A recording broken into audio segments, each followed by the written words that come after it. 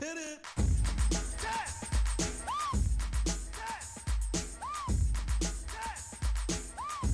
That was a defining moment of what separates, it just is for the viewers. That was a defining moment for me in my head. What separates the great players from the average players. Because we all went to the same spot, we're all going to the same spot, but the angles were different. The timing was different. The movement. I wanna rock right now. I'm Rob Bass and I came to get down. And welcome to the Steel and Gorilla Show. He's Steel, I'm Gorilla. What's going on, Gorilla? What's up, everyone? man? Oh, dude, I'm so excited. All right, so thanks for everyone for joining us today. If you're watching live, that's awesome. If you're watching it afterwards, that's cool too. So today, Sunday, May 2nd at 10 a.m., and we're all wondering, how in the hell did we get here today? Well, kick back, relax. I'm going to tell you a little story. So, Gorilla and I met a couple years ago gaming on Battlefield 5 Firestorm. We both just kind of hit it off. Very similar personalities, very similar play style. And honestly, it led to a lot of chit chat. We would just be talking about whatever for hours and hours. Half the time, we'd just be sitting in the lobby Right. and 20, 30 minutes would go by and we'd be like, bro, are we going to play? Because I'm actually kind of enjoying talking. Right. So, I don't know. Oh, but yeah, man, just a couple of dudes like the game, hanging out, having a good time. And Firestorm kind of died down a couple years ago. About a And year, about a year ago, yeah. year ago, that's right, Yeah. year ago. And then Call of Duty was the new shiny toy. And I moved over to Warzone once they dropped that after post-launch for Modern Warfare. And I was day one, dude. I played that shit every day, still do. But you kind of disappeared for a bit. I You did. went did. gallivanting in Washington State or something like that, like an island. Absolutely. Yeah, no. I went up to Orcas Island. It's in the San Juans, just south of Victoria, BC. And I was up there Nice. for about 4 months, and it was nothing short of amazing up there. And then Oh, beautiful. it was time to come home. I was off vacation. Time to come home, get back to work, and I got married while I was up there. Oh, nice. Oh, I know. Anyway, and so yeah, that's it, man. That's the story. And then we got into Warzone. I did, at least. You and I had Yep. well, I didn't have a PlayStation. I didn't have my PC. I didn't have anything up there. My cell phone was on maybe 20 minutes a day.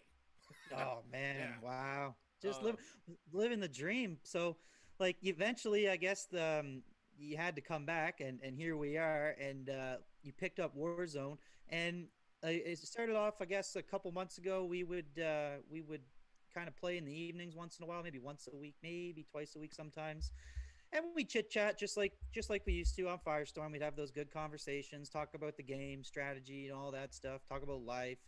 And one day in particular, man, I Yeah. think this was back in early March, like Yeah. first week in March, I think, if I can recall. Oh, 100%. We were sitting, yeah, we were sitting in the lobby just chatting. I think we were talking about how you have to change your play style based on who's in the squad, right? So you got a certain play style for those crazy guys who are just running around killing everybody, like Yeah. it's just absolute chaos all the time. So you gotta change your play style up when you're playing with those dudes. Then you got maybe the casual weekend guys, your buddies from work or something like Absolutely. that, who aren't as in tune with the game, but you still want to have fun, you still want to play with them, but Absolutely. you got to change your expectations. So we're carrying on this conversation, we're going into it in depth like we always do, and all of a sudden a voice pops up, and it's not you, and it's not me, it's our friend Matt. and, And and he goes, if I "What's remember up, guys?" right, and he's like, "You guys can't. You guys got to do this. It's great. It's beautiful." If anybody knows Maddie,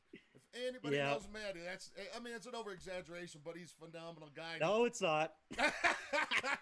He's got the coffee. Yeah. No, that's. And it was great. He's like, "Guys, keep going. This is phenomenal." I don't even know how long he was in there.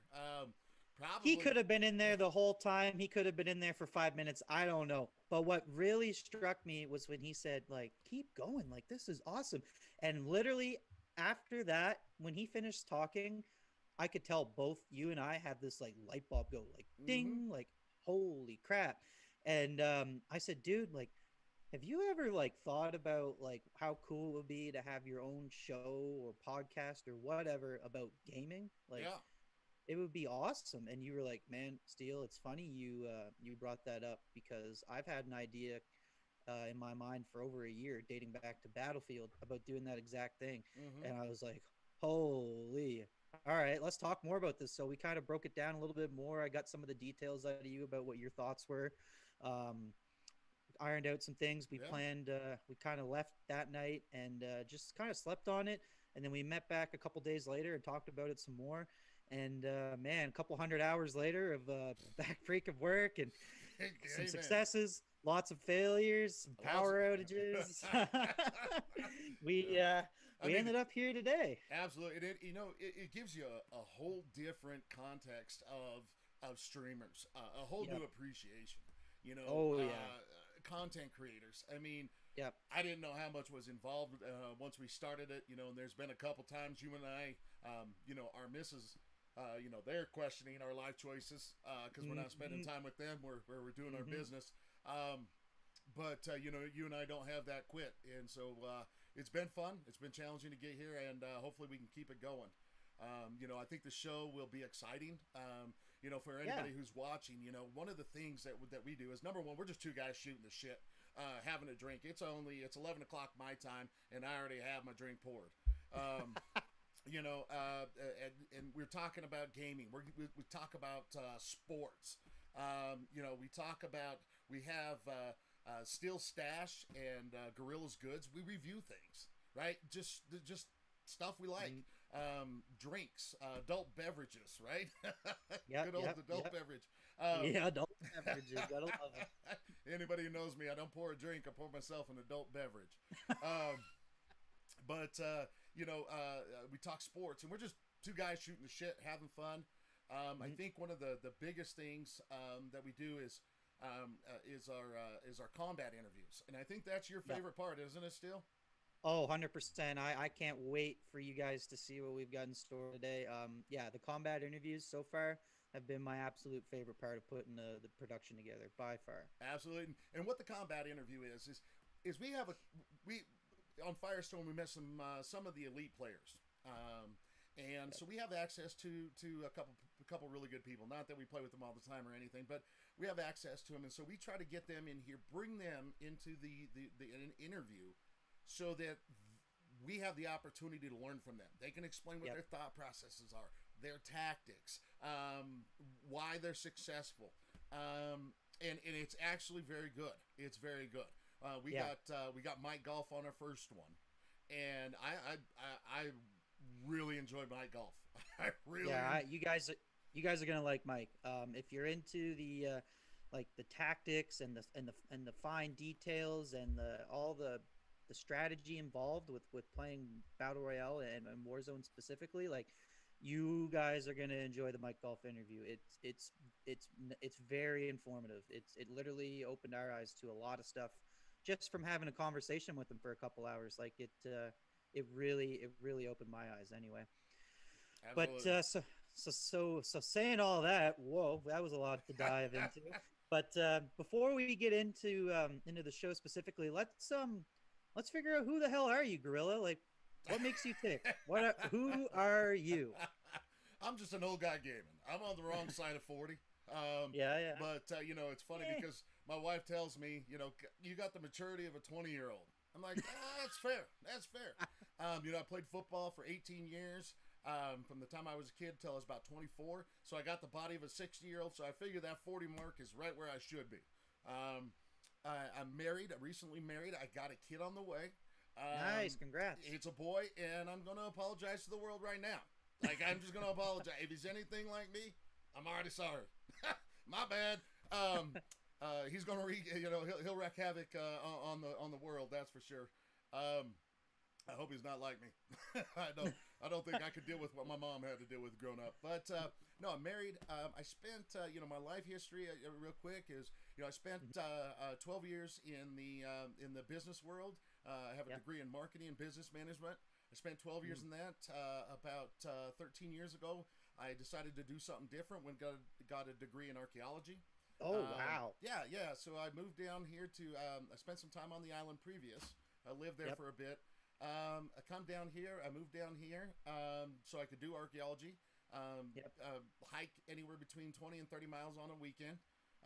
Just going out and Wow. doing some exploratory stuff. Yeah, yeah. Yeah, I mean, I got some dogs. I got three of them. I got Charlie. He's a German Shepherd Wolf mix. He's a Mhm. big one. Oh, he's a big one. And then I got my girl Daisy. She is a retriever. And then we got the mutt.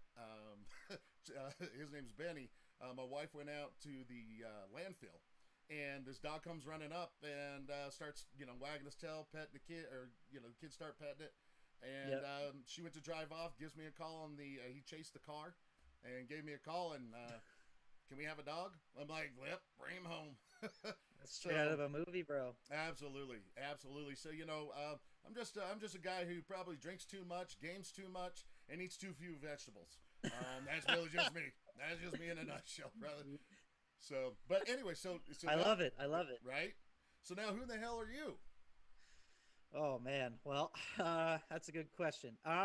So my gamer tag Steel. I'm a Canadian, as you may know. I live in northern British Columbia. I live in a stereotypical rural Canadian kind of house, man. I'm not even joking. We live in a log cabin in the woods in the middle of nowhere on a lake. It's myself, my beautiful wife, Mrs. Steele, and our two kitties, Ro and Luna. I enjoy fishing. I get out on the lake as much as I can all year round. I got a nice little canoe that I like to go out. Oh, nice. The lake, yeah, we've got we've got a all natural rainbow trout that spawn in a creek that runs through our property. Beautiful, man. Like Oh, absolutely. Like, right that sounds now, this heaven. time of year, awesome. So that's what I like to do when I'm not stuck inside grinding Warzone and working on videos. But little bit about where I came from. So I'm from the East Coast, Nova Scotia originally. Went to university at the University of New Brunswick. Both my wife and I took Bachelor of Sciences in Forestry. Graduated in 2017. Started applying for jobs and Nice. just whatever stuck. Yeah, right. Like you do when you graduate, you just want work. So the first people to get back to us were the government of BC. We packed our bags, packed everything up, and drove 5,500 kilometers across the country, and now we're here, and we've been here for over 3 years. And I kind of like it. It's growing on me. At Good. first, wasn't a fan of it, but now we really do enjoy it. A little bit about my gaming background. So I've been a gamer since as far as I can remember. Back, I guess I think I might have been 7 when my dad brought home an N64 with Star Fox and Star Wars, bro, and been hooked ever since, man. Just playing away. As far as battle royale gaming goes, like you mentioned earlier, Firestorm, man. Like I didn't know what the heck battle royale was before that. I didn't know about Fortnite or Apex. I was totally oblivious to that old world, man. Like totally oblivious. But Firestorm, that got me into it, and Yeah. I can't play anything else except battle royales now. Ever since that. Yeah, absolutely, absolutely. Oh yeah. I mean, it's it's the thrill of the win. It's so difficult, especially in Warzone. Mhm. Like Warzone is, Firestorm was easy to win at. I mean, Yep. and I don't. I mean, if you got into the lobby with the DK guys or the SS shit. guys, right? Yep. We all remember them. Body bags or Cal or Gulf or Outlaw. You had a challenge, and chances are you weren't winning that one. Not many. not many against them. But Nope. when you did, though, I mean, Firestorm was a lot easier to win. Yep. Here in Warzone, completely different. Yep. It is split seconds decisions. It's just challenging. It is, and when you It's get that very- dub and you work together as a team, you can be getting your ass kicked all friggin' Mhm. night, right? All night, Mhm. just getting your ass kicked. 20. You finish 20, 18th, 31, right?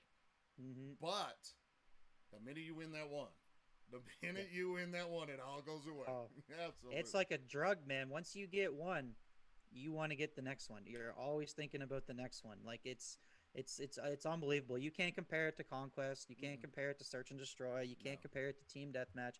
The Battle Royale game mode sets itself apart. It's a completely different experience, and the teamwork. I like how you mentioned the teamwork, and that's really what drew me into this. I've always liked playing as a team. Even when I played those smaller game modes like Mm-hmm. Search and Destroy and all that, like the team thing has always been what got me into it. And if you don't play as a team in Battle Royale, like you're gonna have a bad time. So Absolutely. I really love that aspect of it, and that's kind of what the SGG show embodies here, guys. We're all about the teamwork. We're all about the strategy. We might not have the abilities like some of these guys, Huskers, Nick Merckx, like those guys just laser everybody Yeah. without even thinking about it. But I guarantee you, we are going to try our hardest to outthink you, outposition you, pre-plan, always have a goal in mind, and we're going to try our best to literally just outsmart you. That's what we're all about. It's not going to work every time. It sure as hell doesn't, No. but sometimes it does, and it's pretty cool when it does. Absolutely. I mean, for average gamers and getting a dub, I mean, we I feel like we average about, in our out in about our playing sessions. I think we average about one, maybe two wins a night. Yeah, and, yeah, yeah, and so I mean, for even for that, for just average gamers, it's just because we outthink you, not because we can outplay you. no, that's right. And so that's kind of what we do. Absolutely. I touched on the show. Why don't you give us an outline of exactly what we got prepared for them on this show? Yeah, no, for sure. For today's episode, first of all, we got a fantastic episode put together. We got a little bit of everything, so I guarantee you, there's going to be something in here you're going to like. We're going to kick things off with a bit of news. We're going to touch on Warzone for sure. We just got a new map in the past week. We got a couple new guns. We got a lot of buffs, a lot of nerfs. So we're going to go over all that. Then we're going to jump into some Battlefield news. We love Battlefield. That's our stuff. If Firestorm would have done things right, who knows? Maybe we never even made it to Warzone, but we are really excited about Battlefield 6, and there's actually quite a bit of stuff out there to cover. So we're gonna touch on a little bit of that. And here's my favorite part, man. We have an epic interview with our good pal Mike Golf. He's a member of the Door Kickers platoon. These guys are an elite squad of individuals who dominate every BR they play. Absolutely. Right now, they predominantly are playing Warzone, but you can find them on all the other major platforms. We're going to get into some gameplay, some strategy, and everything in between with Mike. So stay tuned for that. It's going to be awesome. We've got a little review section. It's called Gorilla's Goods and Steel's Stash. Now, Gorilla touched on this a little bit. I'll expand it on it just a tiny bit. This is where we're going to review anything we enjoy, really. It could be cooking. I like to grill a lot, so maybe we'll do some steaks one day or ribs or something like that. Now you're talking. Now you What we're going to be doing today is some adult beverages. Yes, sir. Yes, And sir. yeah, and there'll be a lot of that. We might even dip into something like a cigar, maybe. Maybe we'll fire up a Cohiba or Oof. something like that, and Now you're talking. just talk about it. I mean, yeah, who doesn't like a good Cohiba? Oh, And both love wine. Maybe sometimes we get into a bit of wine, a little vino, a little more absolutely. classy. Absolutely. Hobbies for sure. Maybe Gorilla likes to golf. I love to fish. Maybe we do something there. Who knows? And then God knows what else, right? Everything in between. We're also going to talk about sports today. We're both big sports guys. I'm a huge hockey fan as well as NFL. Gorilla's a huge football guy, knows his stuff, really big into college sports. Yeah. We just had the NFL draft. They're finishing up the later rounds today, but we're going to get into that a bit. I'm going to touch on a little bit of the Stanley Cup playoff previews. We got a few weeks left, but I'm going to give you my thoughts on who I think is going to be the big dogs. And then we're going to just open the floor up to the audience. If you've got any questions or comments about anything that we covered in the show or things you'd like to see talked about maybe in the next episode, let them fly. Try and keep things on topic. We understand that, there might be some stuff you want to ask, but if, try and just keep it on the tracks. And of course, this kind of goes without saying, just make sure you keep things polite and respectful. We're going to try and avoid politics and any kind of like social issues. We're just here to have a good time, and we hope you guys are having a good time too. Absolutely. Absolutely. I couldn't have said it better myself. So, we got some war note. We'll touch on our war zone a little bit here. We have some just a few thoughts, just a few things that really happened. We got the map rollout. It was big. We had the 12 o'clock Pacific time. We had the first rollout, right? The nuke event that happened, and then it took 2 days to finish. A lot of people were upset about that and a little confused. We'll touch on that a little bit more when we get into it. Also, we have, then you go from the nuke event, then you get right into the rebirth. You got to play some rebirth there at nighttime. I don't know if that was good or not. And then the final, you get the season 3 download at 9 o'clock, 9 p.m. They're like, come back. They didn't quite give us the new map, but they sure gave us, the season 3 and the battle pass, so you can make sure to purchase it. Oh, yeah. And then from there, the next day you get that countdown clock, and then we go in and we get, we finally get the new map. And that's kind of the news. There's a few things though on it that I didn't even know about until we started doing this. We had some new guns. I knew about those. I'll let you touch on this. And then also some nerfs and some buffs. What was going on? Like, what was going on in that area still? Yeah, so we definitely got 2 new guns in the battle pass. So we got the PPSH submachine gun, the classic Russian World War II submachine gun. You could put the big drum on it. It's pretty cool. And we also got it's called a Swiss K31 sniper rifle. It's a bolt action sniper rifle. It's an old school World War II style gun. Again, pretty cool. And in addition to those new guns, we got a lot of new buffs. And some of the most important ones that I've been able to come across are the LC-10, the Krig 6, the Farah 83, and the Cold War AK-47. That's just to name a few. As far as what happened with the map itself, so some new drop locations, and you know what? There's a few. They completely replaced the dam with this cool new place called Summit, and it's like this base that's kind of interconnected. There's like 3 different main sections, but it's all interconnected with this cool gondola system. You can ride this gondola from the ground up to the highest point, and then across to another high point, and then back down to the ground. Like it's pretty cool. And but it's cool, so it's hot. If you drop there, you got to expect contact because everybody wants to check it out. Yeah. Speaking of hot, the new array tower drop is insane, dude. There's mad people there all the time. It's like this giant satellite tower kind of thing, and you can climb up to the very top. And if you're into sniping, you want to check this place out. It's a sniper's paradise, mind you. If you can see everybody from halfway across the map, people are going to be able to see you too. So it goes both ways, but it's worth checking out. Yeah. Another cool thing they did is we got this brand new kind of industrial area called Factory, and that's located just outside of the hangars by airport and in between the Twin Towers.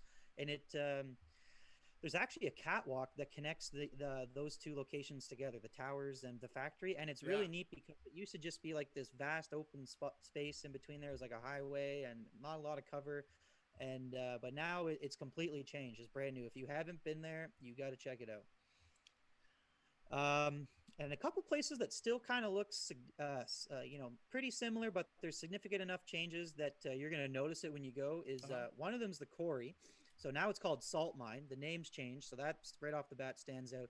And the buildings pretty much look the same, but there's like these random piles of salt and puddles of water and stuff around. So it changes the dynamics up a little bit. Another one, now this one, the dynamics are completely changed. The stadium, the 1984 Verdansk Stadium. It's almost like they're constructing it. It's like half built, so the roof is completely gone.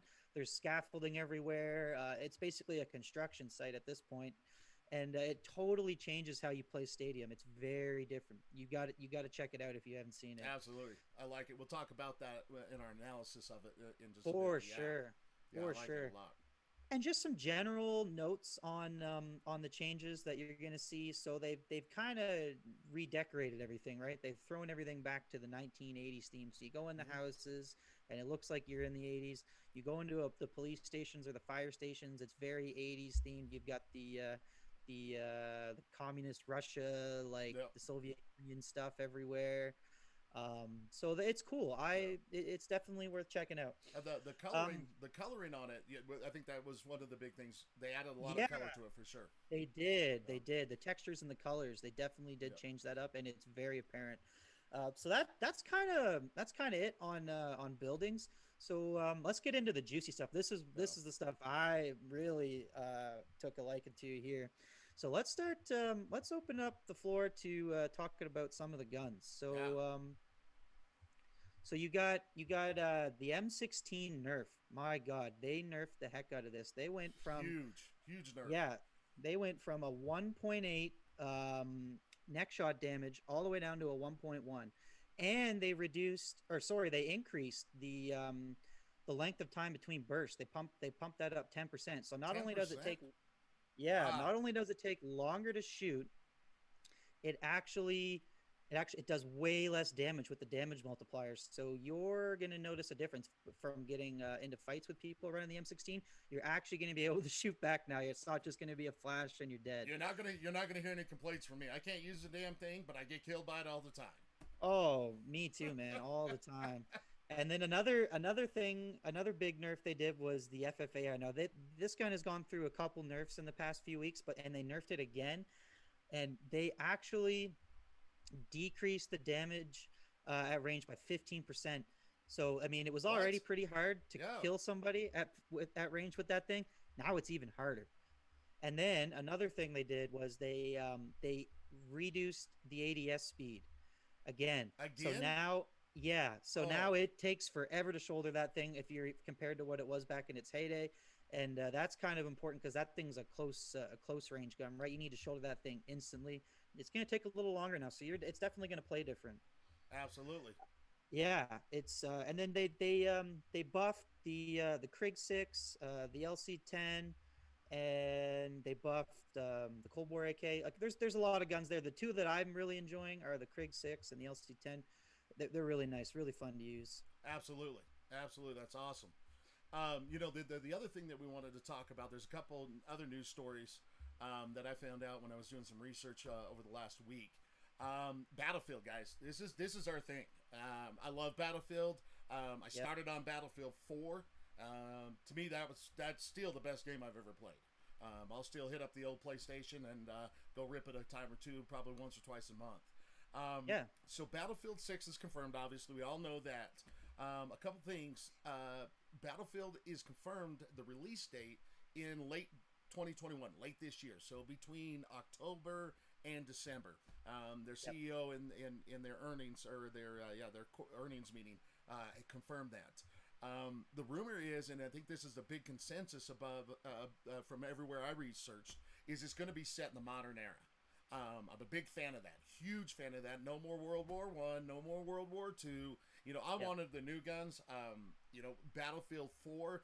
I think all they needed to do for Battlefield 1, which would have been 5, just give us new maps. I mean, that's just my opinion.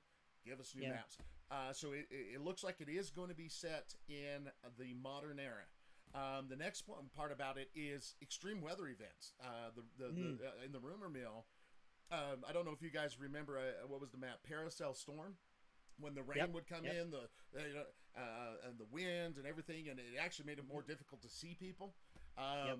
Anyway, they're going to have those type of events, but even more extreme. So Mhm. I'm really excited about that. Now, here's something that for everybody out there who's taking the time to get, they can't get it. You can't get a PS5, but they're going to bypass. It looks like they're going to bypass PS4 and Xbox One. Yep. So it's kind of a bummer if you can't pick up one of these new consoles. Hell, I'm trying to and I get how hard it is. I'm trying to build my new PC. I'm looking for a 3090, the Nvidia 3090. I can't even find that anywhere. It's almost impossible. It is impossible to get right now, unless you want to pay about $4,000. That's not going to happen. No, sir. No. No. So, and then also, I was reading an article 2 days ago, and they were talking about that the actual reveal, is probably going to happen mid to end May. So maybe 2 to 3 weeks. So I'm really, really, really excited about that. If you guys are into Battlefield 6, if that's your gig, stick with us. I'm going to be covering that nonstop. I'll give you any updates I can. I'll do all the research for you. I'll get in the rumor mills and talk with everybody about that. One of the things, and I think you brought this up still, about Battlefield 6, you were watching a video or reading an article about Dr. Disrespect? Yeah, no, I'm glad you Okay. brought that up. So, yeah, no, I mean, I try and keep tabs on stuff just in general, right? Because I'm very interested in Battlefield 6 as well. And there was an article I read, I think it was like a week or 10 days ago, something like that. and Dr. Disrespect was being interviewed, and the topic of Battlefield 6 came up. And Dr. Disrespect said that Battlefield 6 could be the best battle royale we have ever seen to date. Like, it has the Wow. potential to be the best battle royale, like, period. And like that really hit me pretty hard. I was like, wow, if this guy is saying this, like, he's arguably the most recognized gaming influencer Absolutely. probably in the world. He's definitely top three, and he has access to stuff that the average guy, even a lot of the pros, just don't have. And he also comes from a background of being a game developer. He developed a couple of Call of Duty games back in the day before he went full board on streaming. Uh-huh. And so it means something to me when I hear him say that. Let's hope, man. Like, I'm excited, and they have so much potential. Another great thing or indicator for me that I came across, I read an act. This was actually an EA press release. This was a few days ago.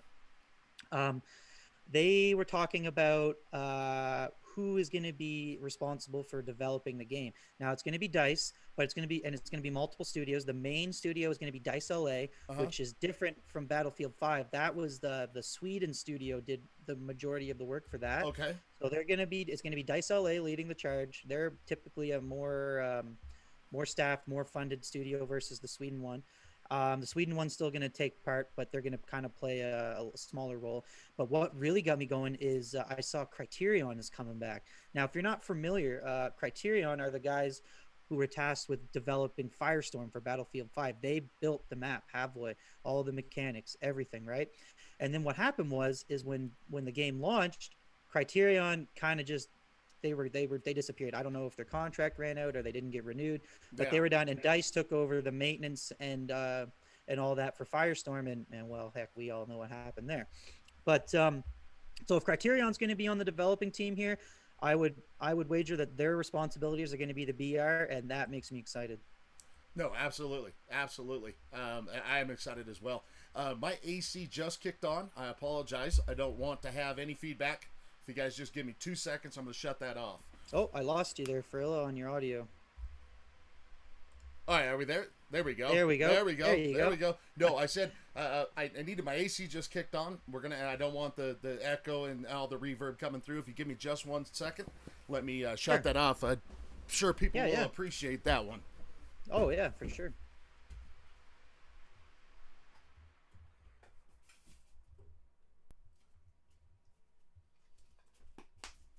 All righty, I think that's going to be better for everybody. All Nice. right. Nice. Anyway, all right, so let's get to it. Let's get to our analysis of the nuke event. You know, if anybody's watching that cares about it, let's get at it. You know, I personally, I'll start this off. You know, I personally underwhelmed. I think I was trying to be polite. You know, in the marketing. No, I mean, in the marketing department, you know, I truly feel like they started it off with this big update, right? Like the big update of it. We dealt with missiles, right? That annoying sound of the alert coming across the bottom of the screen. You got it. I mean, we dealt with that for 3 weeks. And everybody, all of our friends, everybody we talked to, they were hyped. The rollout on it, sus at best. The first part, I mean, I don't know about how you feel, but that first part was pretty decent. You know, we get in there. Yeah, it was fun. It was enjoyable. Absolutely, right? Yeah. I remember you and I, we were so excited at 11 o'clock. You and I are just laughing, we're joking, we're ready for it, 11 o'clock Pacific time.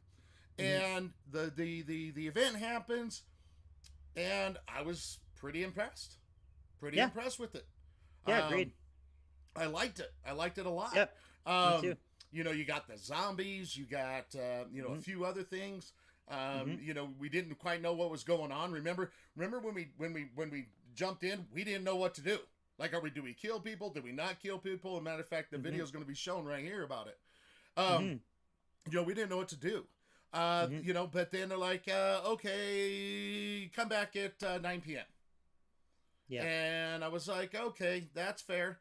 So we come back. With that. Yeah, right. I mean, let's give everybody a chance to get home, get off work, play the little map thing. I'm all about it. But then I get to play Rebirth at night. Yeah.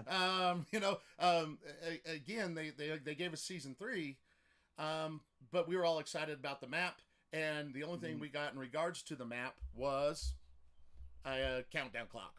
We got a 15-hour countdown clock. Yeah, absolutely. And so then from there, now all of a sudden we get into wait until the next day we get there. The download took forever. It was a big download. And then we get into the new map, and I thought that was pretty cool, actually. You know, you had remember how we had to go? We didn't know. We didn't know what to do, right? We're like, do we got to get intel? Where's the box? What do we got to get? Yeah, we dropped into Rebirth Island, and it's like, okay, now what? Mm-hmm. Absolutely. And so I thought that was pretty cool. But then we get the map. And we'll get into the details of the map, but it wasn't a new map, you know. And I'm not saying that I dislike what they did, but if you're going to build that up that big, that high, for that long, and make it a big event, and you're going to stretch it out over 2 days, I feel, me personally, especially from a marketing standpoint, I need something better. I need something better. You know, and what upset me is the constant waiting. You know, and I think it was the 9 p.m. one, that the season 3 download, when had to be done then. And we all thought it was going to be the map, right? We all thought it was going to, and then they gave us Warzone version of Just a Tip. That's what we got, Just a Tip. And I'm like, man, I mean, it brought that back some PTSD from high school, right? I'm not joking. I'm like, what the heck is this? So you know, if you're gonna make an event that big, don't play Just a Tip with me. Give me something. You know, give me something a little better. No, I agree 100%. And like that's how that all went in sequence. But that's what there was even more craziness to that. So talking about getting into the events, okay? So we get on for the first part of the destruction of Verdansk, and the update kicks off, but you can't get in. Server queue. I must have restarted. I'm not even exaggerating. I think I restarted the app 30 times. Oh, absolutely. Finally got in. Okay. Finally got in. And then once we both got in, we squatted up, we hit up the event. It's the only thing on the playlist. You have to play it. And we go in, and in our first game, you can't even make this up, the whole server crashes. Disconnected. Everyone DC'd. I'm trying to follow some of the content creators on YouTube and Facebook Gaming and Twitch, and everybody DC'd. I mean, I don't know if it was every server, but everybody that I was watching live, they all DC'd. Our boy Stone Mountain, we love Stone. He DC'd. Yeah. So that's fine. That's great. So we managed to get back in and play it. And it's kind of cool. The zombie thing's cool. There's juggernauts, all that stuff. And then the nuke goes off at the end. The cut scene was pretty cool. Yeah. That's cool. But then we got to come back again, and it's another server queue. Oh, absolutely. And the cherry on top with this one is once we got in, this is for the 9 p.m. one. Oh my God. Yes. I know exactly where you're going. We got no friends list. Friends list. Ever played Warzone, a lot of times when you load up the game, the first 30 seconds or a minute, your friends list won't be there. It says you got no friends, nobody's online, but then bam, like it shows up and everything's good. But we're talking 20 minutes, 30 minutes, no friends list. So at the end of it, we're just like, dude, like we need to play this. So you go play, I'll go play, and then we'll talk about it. You get squatted up with this little kid. Right. Oh my gosh. Oh my gosh. You know, and anybody that's going to continue watching the show or that even knows me, I got a mouth. I'm not afraid. I'm not afraid to drop a few bombs here and there. And I'm breaking out, golly gee shucks, that's too bad. You know, he got down. I remember he got down. I'm like, golly gee, I'll come get you. You know, and you know that put me in with the kid, and I don't mind it, you know. But I'm here to play with my friends, and and more importantly, I'm here to play with you. The only thing you could do is if you are in a regiment, you could find your regiment players. But I mean, you're a $1 billion company. You're a billion. I mean, this game is huge. 120 million downloads, right? Yep. Get your shit how do together. you not anticipate the friends list not populating? Mm-hmm. How do you anticipate the server queues? And I get that everybody flooded them. I get it. Yep. I get it. Yep. But there was that one. I mean, I think we were in queue for over 30 minutes. And And what really got me is like this isn't the first time they've done live in-game events. We've had Right. these before. The integration of Cold War to Modern Warfare when we had that live event, Mm-hmm. the server queue was real. Like it was the same thing. People couldn't get in for hours. So it's not like they had not done something like this. Mind you, like this has obviously been the biggest thing they've ever done since the launch of Warzone. But when they integrated Cold War to Modern Warfare, they had the same problem. So Absolutely. in saying that, if you extrapolate from that, this is even bigger than that. Yeah.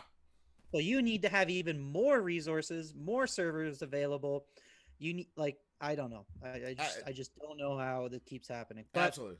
we live But with it. now that we got the negative out, right? Now we got our Yep. frustrations. Absolutely. Pity And party's done. yeah, we're not negative guys. We're just No. not, right?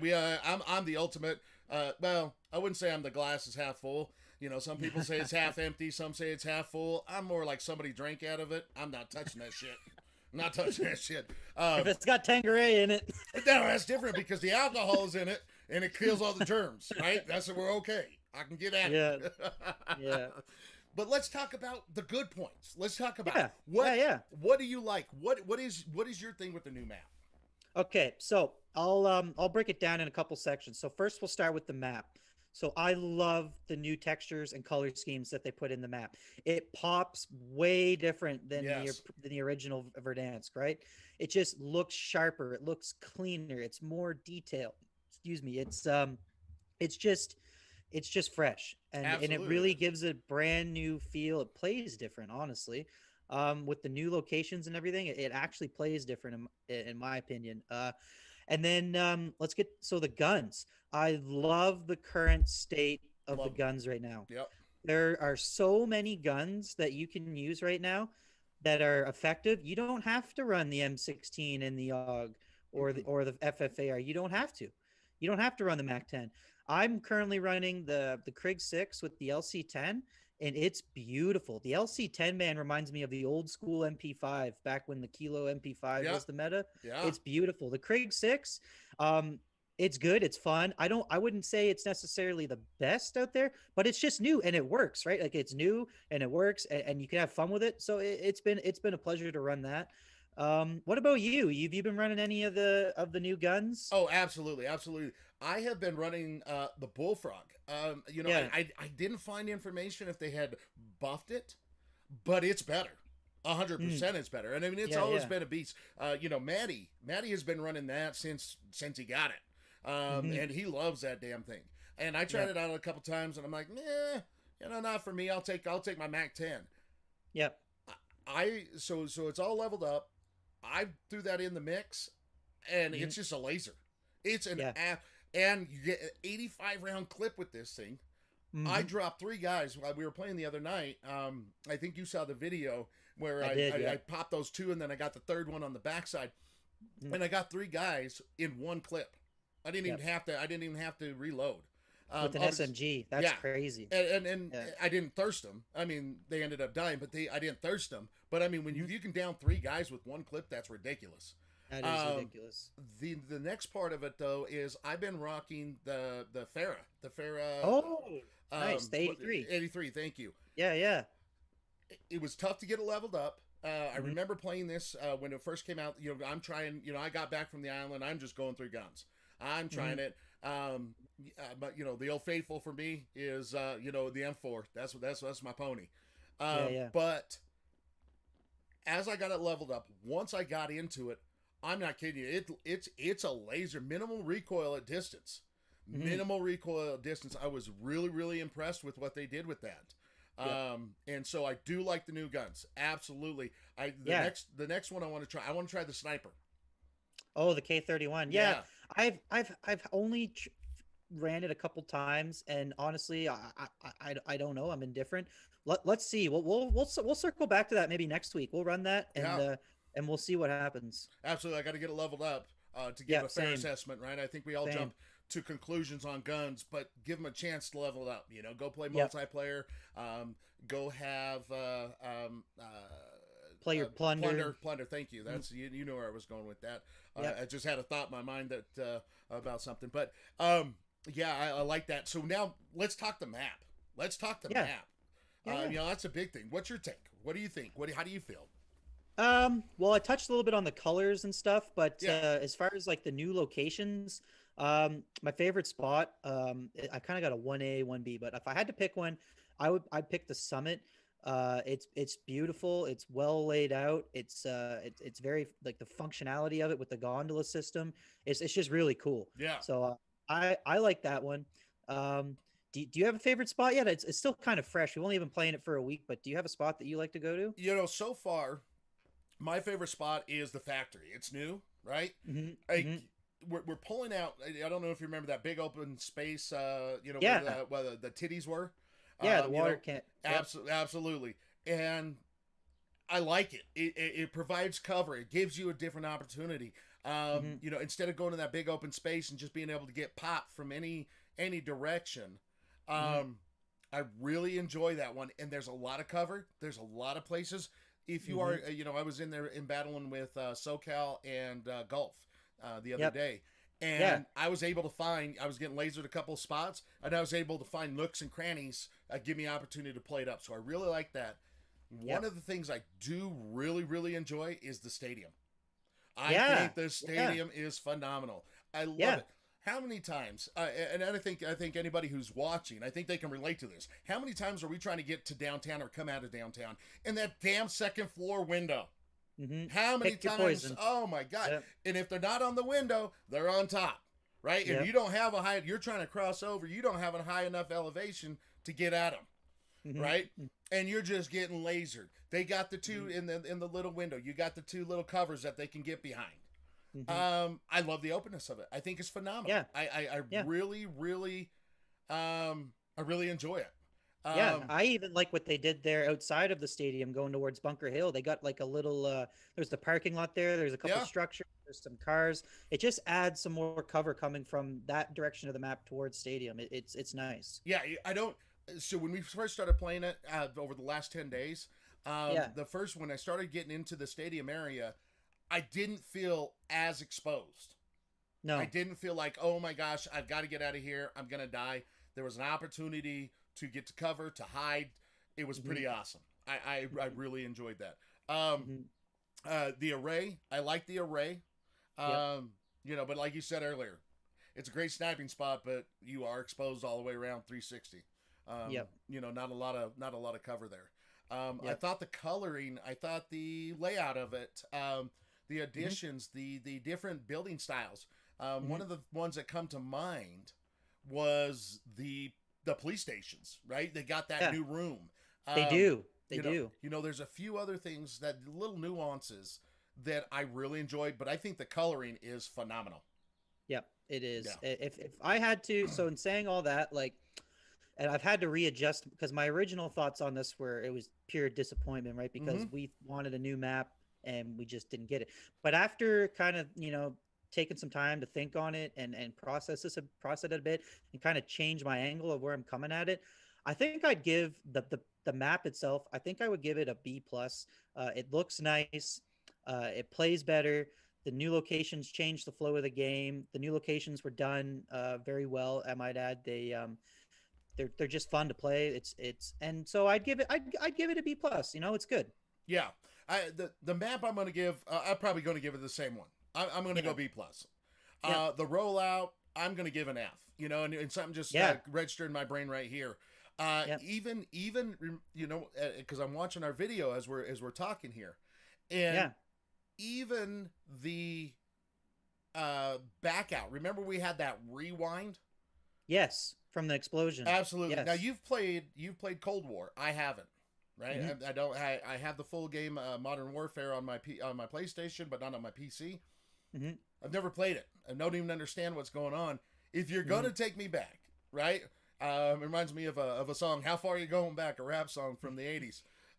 As we go a little something like this. It's an Eazy-E song, but anyway, it give me some backstory. like even a little bit, like something, Yep. something of what's going on. Because if I'm just a Warzone guy and I don't understand Black Ops and I just play it marginally, Which most people are. right? I mean, that is, give us some backstory, give us something to look forward to. So Yep. the rollout, I'm going to give an F. Yeah, we're going. Um, Rollout is no Absolutely. yeah. Bad marketing, and a lot of disappointment. Mhm. But Mhm. the actual map itself, the new guns, the buffs, I'm Yep. definitely going to go with a B plus there. Yep. And I'll meet you there with your F's pretty pretty harsh. Maybe I'll go D minus All just to right. keep things spicy. Because I mean, I suppose it could have gone worse. Imagine we get up the next day at noon, and there's another thing, Oh, and then like, can you imagine? it would have drove me. Oh, I would have lost my shit. oh. I would have lost my shit for So sure. so just for that, I'll go D minus because They, they did deliver us something. there you go. But There you go. but Absolutely. Absolutely. yeah, Well, I'll tell you what. Why don't we get into that? We got some good coverage on that, I think. You Mhm. know, if anybody, if anybody's got anything to say, definitely would love to hear from you. Mhm. But I think probably, and I'm going to let you go ahead and set this up, Yeah, because I think we got to get to the interview. yeah, I think it's we got to get to that point. yeah. I think it's time. I think we should send this over to Mike Golf. I hope you guys are just as excited as I am. This is truly a great interview. I really think you guys are going to enjoy this.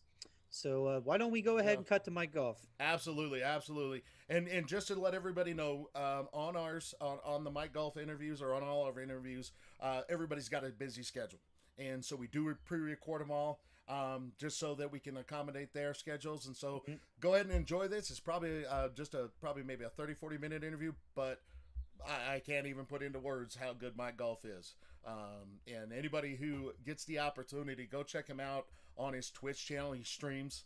Mhm. What is it? Twitch.tv/Mike Golf. Yep. And definitely check him out. And tell him that Steel and Gorilla sent you. And also throw a shout out to him, because the guy was nails, and we'll get into some of the things that happened after the interview. But anyway, here you go, guys. Hope you enjoy the interview. See you back in a bit.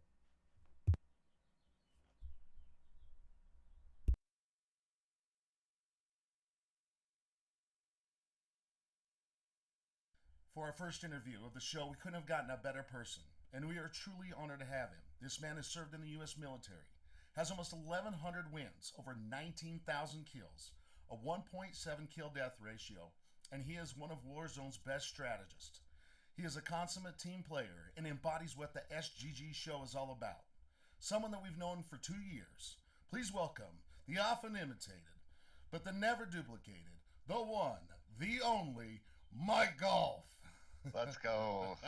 Hey, thanks for having me, guys. Absolutely. Thank you for being here. Yeah, man. Thanks for being here. On behalf of both of us, we really just want to thank you for being a part of the show. We know you're a busy man, and we really appreciate you taking time out of your schedule to join us. Absolutely. So, going back, way back, I guess we met on Battlefield 5 originally. I guess met is kind of a weird way to put it. It was mostly you just kicking our ass.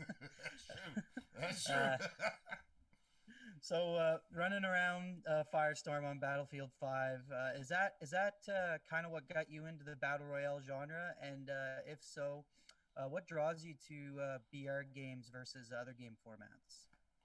Well, my first BR was Fortnite. I played the first couple seasons of that, but then it wasn't about skill anymore. It was about your building skill, like how quickly Mhm. you could build. So that got old quick. So I kind of went back into playing Battlefield multiplayer, and then here comes Firestorm, and Yeah, we were looking forward to it for a long time. And then once that dropped, we just fell in love, man. Our group, the Door Kickers. yeah, So I really liked the competitiveness of the battle royales and like how they play. And your our goal is to win, right? So yeah, when you get that win, it's so satisfying. You're four people out of 150, well, on Firestorm it was like 60 or whatever. 64. But I think. it yeah 64. But it's so hard to win. So it's just so satisfying to Mhm. actually win those games and like play as a team.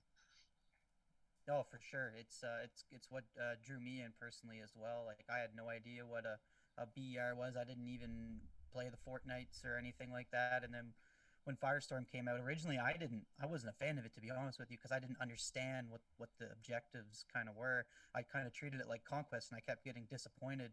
And then I watched some videos on YouTube about it and was like, "Oh, that's what it is. This is pretty cool." And then it was I just I can't play anything else. I'm Yeah. hooked. So in saying that, is the BR format kind of what drew you into the streaming world? Is that why you started to stream yourself? Actually, I was playing a lot with like SoCal and Yep. these guys, Outlaw and Harley, and he's the main probably the main deciding factor of why I started streaming. If I'm putting all these hours into the game, if if I can maybe get a little bit of revenue, and feel good about myself for Yeah. 5,000 hours played Mhm. or whatever. Amen. But and now it's turned into I have a great community. I have You people do. watching me every day. They look forward to my notifications going live. They come in Yep. right away. Mhm. See how I'm doing. People from all over the world, and so now like. I reinvested. I bought a computer. Yeah. My first 3 months or 4 months streaming, I saved all my money, all the donations, and now I have this setup right here. Yep. So that kind of helped me out as well. Nice, nice. So now you stream on Twitch. It's twitch.tv/ Mike Golf. Is that correct? That is correct. Yep. And what days, hours? When are you streaming? It's pretty much just when it's convenient for me. Right now, I'm going to school for welding. Oh, Nice. awesome. Yeah. So if I have a school day, then I'm probably going to stream in the afternoon. But if I'm off school, then I'm probably going to start in the morning sometime. So, but I try to stream something every day, just continually put out content. Some is good, some others is maybe questionable, but uh, you know, whatever. No, Yep. no, Oh. absolutely. So now one of those things. So I'm one of the ones that get your notifications. I love it. I check it out every time it comes up. And I noticed the other day on it was 2 Sundays ago. You or maybe a Sunday ago, you do a sub Sunday. Tell us all about that. What is that? Yeah, so Sub Sunday is like my way to give back to the community, and it's actually turned out to be one of my best days as Wow. far as like views go and revenue goes. And people like to get involved, right? They want to play with me. Like a lot of the times, I don't play with people, but that's Mhm. their opportunity for people in the chat to play with me. And then as people are in chat, they see, oh, this is Mickey Dunn talking. This is Dudgy. This is Yeah. Zamora or Mhm. whoever. And then once they're in the squad, they hear their voice, and so they Yep. can kind of visualize who that person is. Oh, Dudgy has a great Scottish accent. Mickey is an Irish lad. Right? Yeah. Yeah. So Yeah. Zamora lives in Texas. So I mean, just we're bringing people from all over the world Mhm. together to play, and we get some wins. We actually got Zamora's first win on one of Oh, our sub Sundays. nice. Oh Yeah. shit, that's awesome, man. I Yeah. bet, That's I bet, crazy. I bet they were pretty stoked about that one. Oh, he Yeah, was live on ecstatic. stream. Yeah. Like Yeah. you can't ask for anything better than that, dude, for your first Yeah. Warzone win. I Right. don't think you can. No, no, that's awesome. It was pretty cool. Like I actually got a chance, man. Speaking of Yeah. like the notifications, dude, they work for me anyway. Like I woke up one morning, it was a Sunday, got that notification, jumped in the chat, saw you were looking for people to game with. I at that point I didn't really even know it was a sub Sunday. I thought you were just like, oh yeah, see if somebody wants to play. And then I was like, following along. I was like, oh, this is an actual event. Like this is the sub Sundays. I was like, hell yeah, like let's go. I'll run some. And we squatted up, ran I don't know 4 or 5 games, and honestly, dude, it was some of the most fun I've had playing the game in like a long time. Like we were running as a unit. Like the style that you guys play, like the cohesive teamwork, like everybody has the same goal in mind, like the selflessness. Like it's hard to find a group of people that are willing to do that. And like playing with you and your buddies there, like it was, oh man, I didn't want it to stop. To be, I was honestly, I didn't want it to stop, but honestly, I was exhausted because after 2 hours of playing at that intensity, if you're not used to it, like personally, it's mentally taxing, but I love it. It's my favorite style to play battle royale by far. So before we get into your thoughts on how to win and squad play, what are your thoughts on the rollout of the Warzone nuke event, and what's your take on the new additions to the map? I think they took entirely too long to bring out that nuke event. I mean, for like 3 weeks there, you know, you got this thing flashing on your screen. Oh, containment level 4.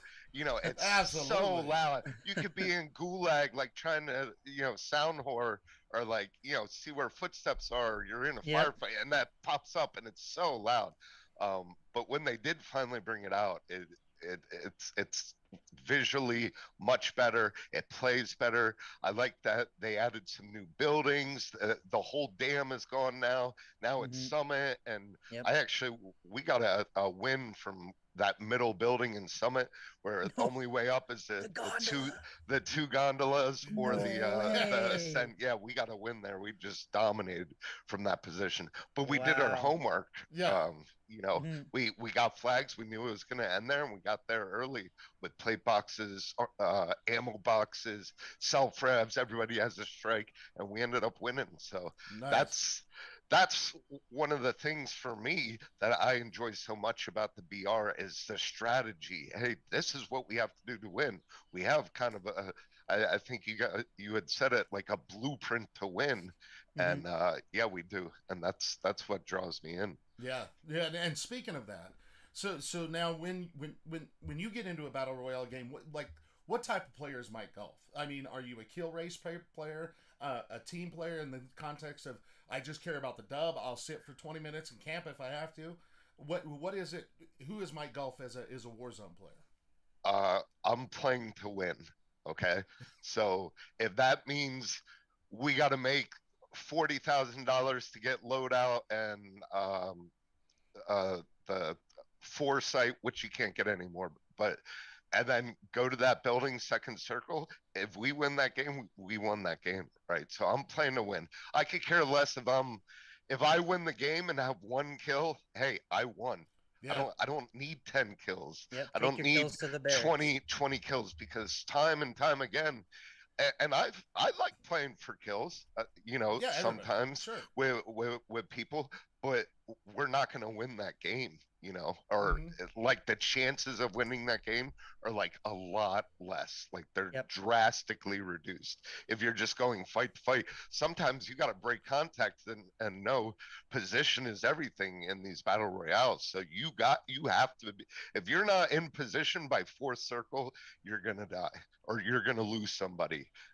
So the chances of you winning that game are just, they're drastically reduced. So I'm playing to win.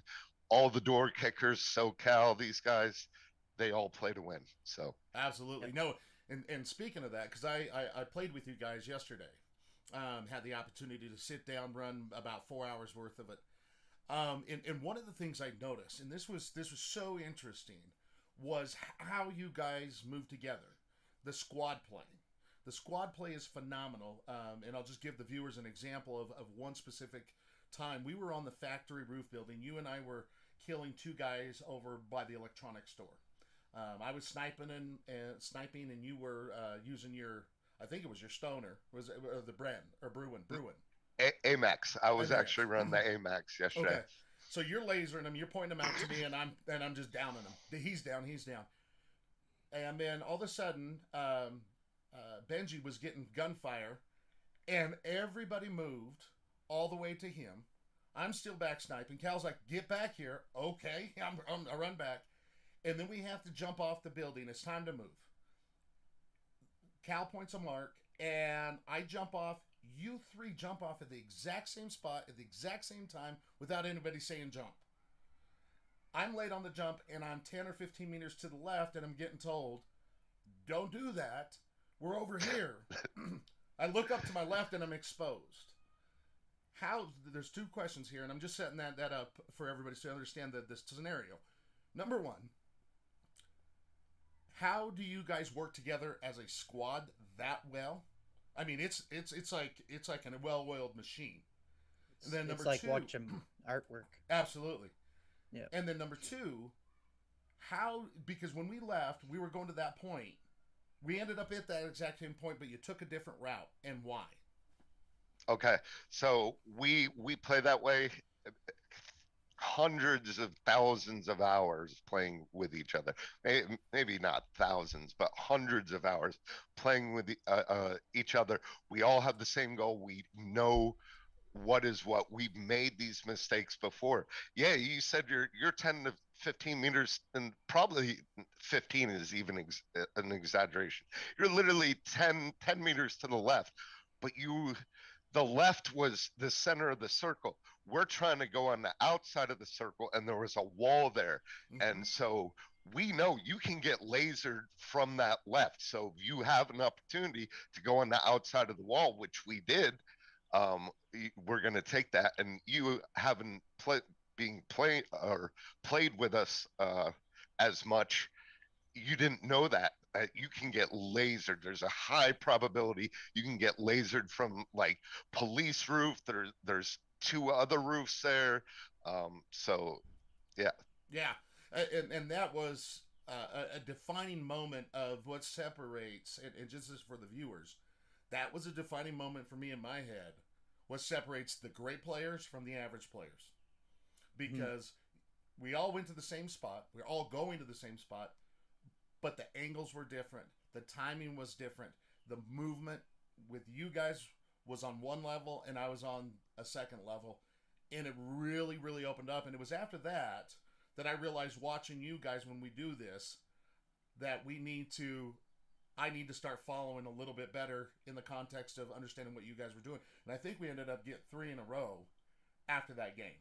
We did. Yeah. We did. It's for me, like, I've been watching you guys stream now for quite some time. Same with Farilla, and like, honestly, it's amazing to watch you guys work as a unit. And not to say your comms aren't on point, because your comms are also next level. Like, the way you guys communicate to each other effectively and efficiently, like, it's unbelievable. But you guys literally play off each other's body language, and you know how the other person's going to interpret a situation without even having to talk. Like, you're all seeing the same things the same way. You like, anything that happens, you know how your counterparts are going to react without even having to ask. And that's pretty cool, man. Because like, I've played in a lot of different squads, and some better than others. But the one thing that we're always lacking is that ability to read each other's body language when we're playing. Yeah. And that comes with, like I said, hours and hours and hours of playing together, and having the same goals.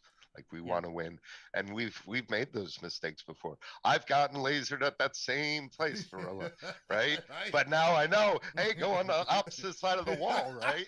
So Yeah. So you gotta make those mistakes and just try to be better. There's so many factors in these battle royales. So many things have to go right. So many decisions for you to win, and so it's just tough, man. And so let me ask you this, just to summarize this, or not really, but how would you recommend to any viewer how to develop that squad? I mean, we all have our friends list, right? I've got 250. I'm sure you've got 500. But how do you recommend getting that cohesiveness, and how would you select a squad so that our viewers can get those dubs? I think you just gotta meet good people, and then all have the same goals. Like, we keep saying that, but it's true. Everybody in the door kickers, we want to win, right? We're gonna do whatever it takes to win, and we do. Cal's number 8 in the world. I'm like top 510. Outlaws, top 500. So Yeah. like, you just gotta find good people, and you know, keep it small. You don't need to play with 400 people, you know, because then you start getting people that haven't played with the other person. Their call outs are different, right? So if you just play with a small group, everybody knows the call out. Hey, hotel roof, red bar, you know, IHOP, whatever it is, you know, Big Blue. So that's it's hard to find those people, but when you do, you got to keep them in the group. No, absolutely, absolutely. Yeah, well said. And one of the things I noticed, and you've touched on this on through our conversations over the last little bit, was the unselfishness of the team. You know, one of the things I notice, and still is like this. I'm to a fault. I'll give up anything. I just don't care. But one of the things I noticed is you had a ton of cash on you one time. I was short on plates. You needed a selfie, and you forewent the selfie, and bought stacks of plates for everybody. You know, so that everybody had that in there. What is that mentality, and how can that translate into squad play? Like, how important is that? It's very important because I played with people. You get done a firefight, guy's -3, and the other guy has 8 plates, and he's not dropping plates for the guy. Like, what is going on? Like, Yeah. you got to think about, how are we going to win? Everybody needs to share the resources, right? So if one person gets a satchel, he can drop 3 plates for the guy who doesn't have a satchel, or whatever it is. So it's very important to play with people like that, and like, just people like to do their own thing, right? Yep. If you don't have a group like that, so maybe this guy's like, oh, I want to grab this bounty, or I want to push this team, and then he gets lasered, and then you're playing buyback and buy new guns. So if you have those people that are willing to do what it takes and be selfless like that, you're gonna be in a lot better spot to win games. Awesome. For sure. The way I kind of look at that too is, like, we've talked about this before. You're not doing yourself, any favors by holding on to resources or being selfish. You're only impacting yourself down the road, because let's say that guy that's -3, and you only drop him 3 plates. He's got none. Well, let's say you get in a fight 30 seconds from there, and all of a sudden he's down. And you got to make a decision now to go either revive him or let him die. Both of them kind of suck, because one takes you out of the fight. The other one's going to cost you $4 grand plus 10 grand when you get him back on the loadout. And it could have been solved by dropping 5 plates, because maybe he gets broken, ducks, replates, and is able to get out of there or defend himself or buy you some time to come help him. It's honestly, the way I look at it is if everybody has a fair shake in whatever the impending fight is, you're personally going to be better off when it's all said and done, right? Yeah, I like how you use that example. If guy's -3, if you drop him 5 plates instead of 3, that's critical, right? Yeah. And it's easy for me to have 10 grand, go buy a self-rev, a cluster, and a gas mask first circle, but the next guy doesn't have anything. He doesn't have a self-rev, he doesn't have a strike, he doesn't have a gas mask, maybe he doesn't even have plates. But if you're spending that money in the squad wisely and sharing resources, you're going to be in a better position. Awesome. No doubt. Awesome. All right, man. Well, let's see what we can do with all this knowledge here. Let's jump into a game, and we'll get you to take the lead. You'll make all the calls, pick the drop, the contracts, rotations, everything to do with the game. And we'll do our best to try and keep up and not drag you down. No promises, but it'll be our best effort. Hell yeah. Let's go. All right, let's get it. Interesting.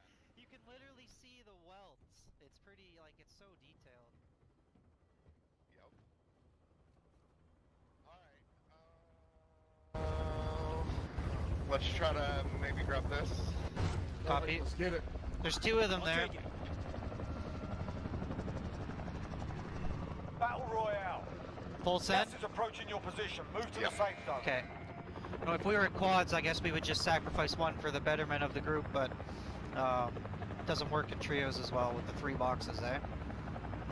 Yeah.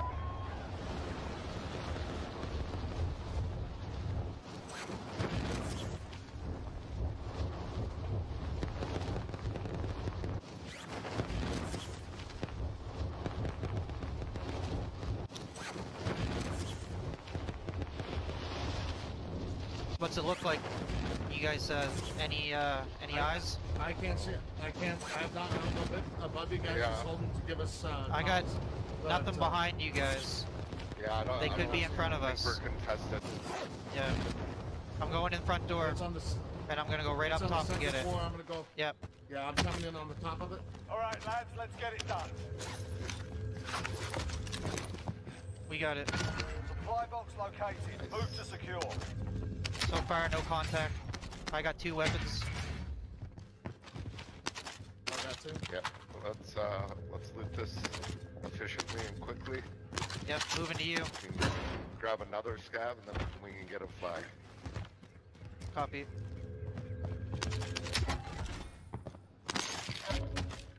I am combat effective if we need to be. We got. Really need to play. front side about 200. No, I got it. Front side about 200 meters in front of us. Grabbing this box here. Contract updated. New objective identified. Enemy dropping into Enemy the AO. in the Enemy AO. soldier incoming. I see him. Their plate here. Body over here. He's no plates, no plates. He's going to get that other scav that was here probably, or it's gone now. Another team must have picked it up. They must have fought Flag over number it. 6. Objectives updated. Move to the next location. We're gonna have contact in 30 seconds here, I guarantee it. Got some mad plates in IHOP.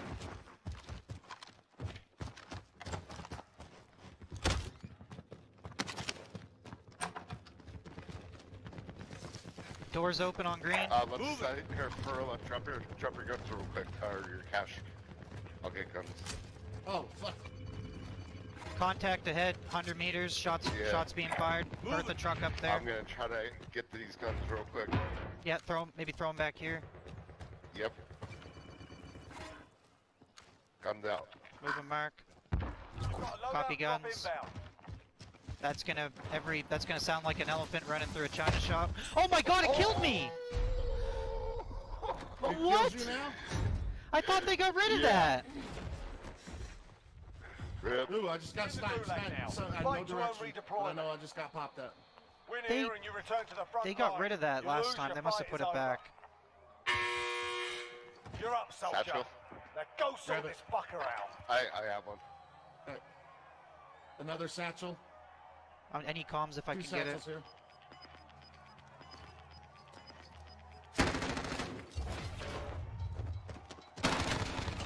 Coming back. There's no There you go.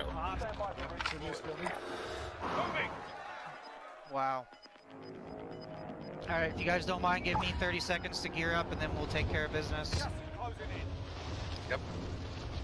Recovery on the loading. Copy. I'm gonna go back and grab this. Yeah, honestly, I don't give a shit about those guys unless we need to kill them. I can't believe that just Enemy happened. UAV overhead.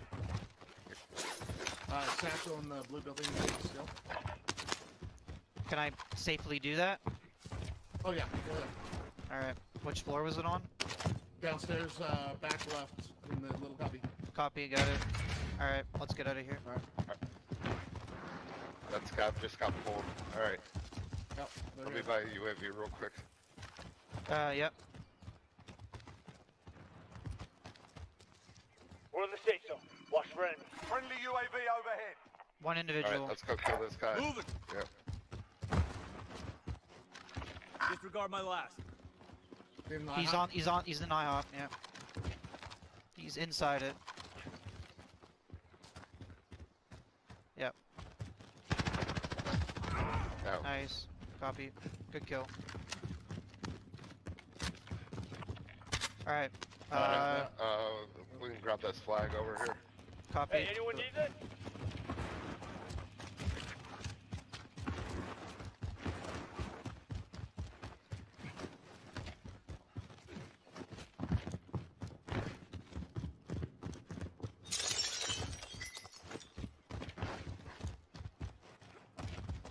I can't believe that happened. Well,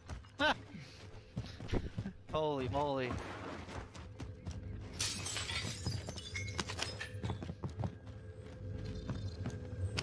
Move to the next area. Secure the perimeter. Alrighty. I just We're found a gonna bunch wait of that. money. 2 minutes and 30. Yep. Yeah, let's maybe go get selfies or Yep. Copy. Moving. We'll hit the Mike, spy up what- here. and then still you got 2 grand for Mike. I do. Actually, Mike, do you want to do the money exchange before we get there? Yep. Copy. This shed looks like it'll work.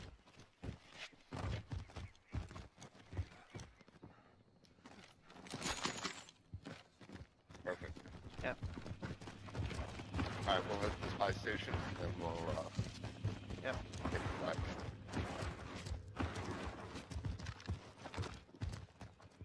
Scanning. No signs of anyone yet.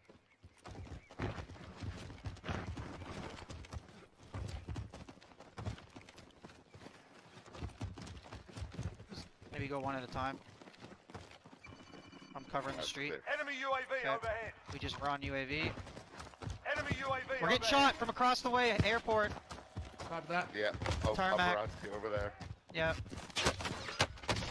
He's broken. I'm broken. He's down. Copy. I'm gonna go buy a strike maybe. Oh, I got off. There's. Yep, he's off to the right. One behind the tree. One to the right of that, about 25, 30 meters. Are they pushing? Still behind that rock. No, they're not pushing.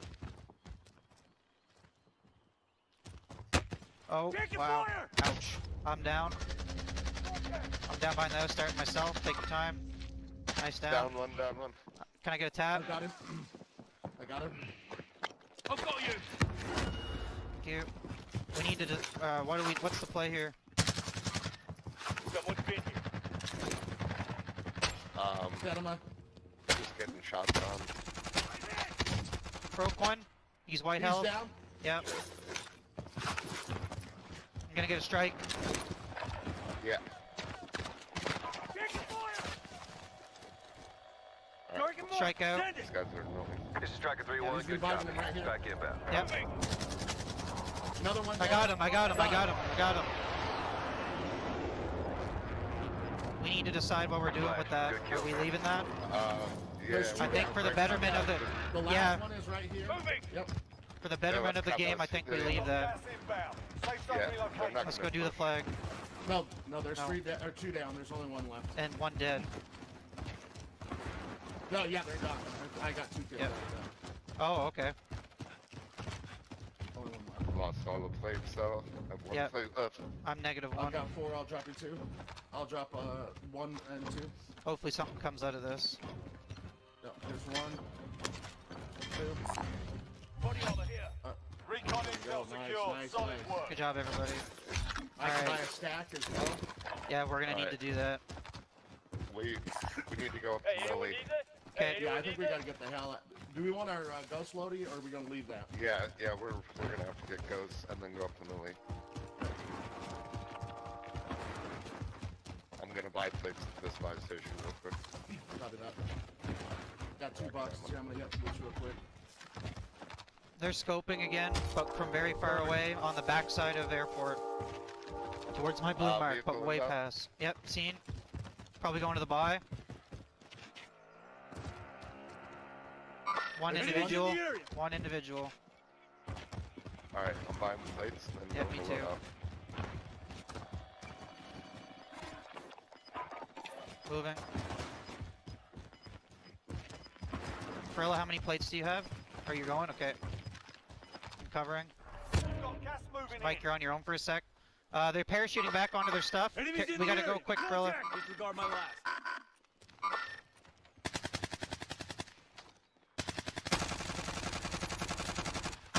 Alright, come in, Alright, let's load move. up. Move. We're in the safe zone. Watch for enemies.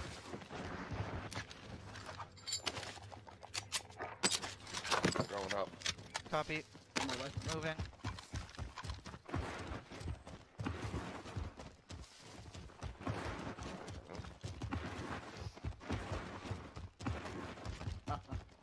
Alright, Hey, anyone need it? copy. Love, We get- love the old control. Vehicle down on the main street below us.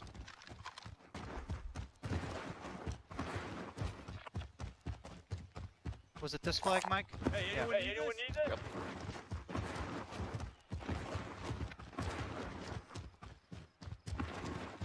I'm watching the right side as we push up.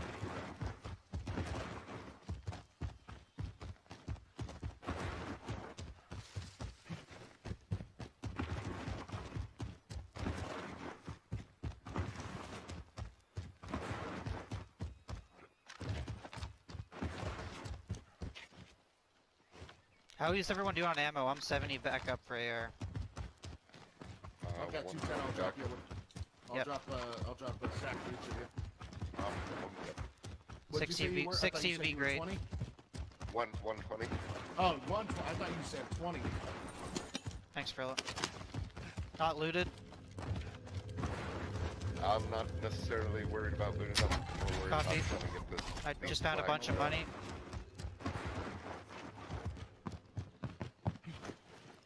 Oh, this is looted down here. I'm on your left. I'm left on your left side, Mike. 5 meters. Move to the next area and secure the perimeter. Okay, moving. Nothing.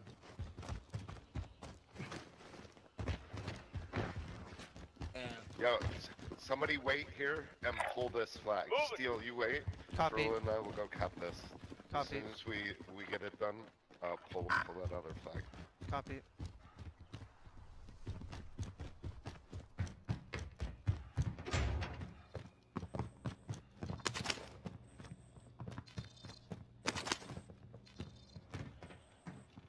my slide cancel works about 50% of awesome.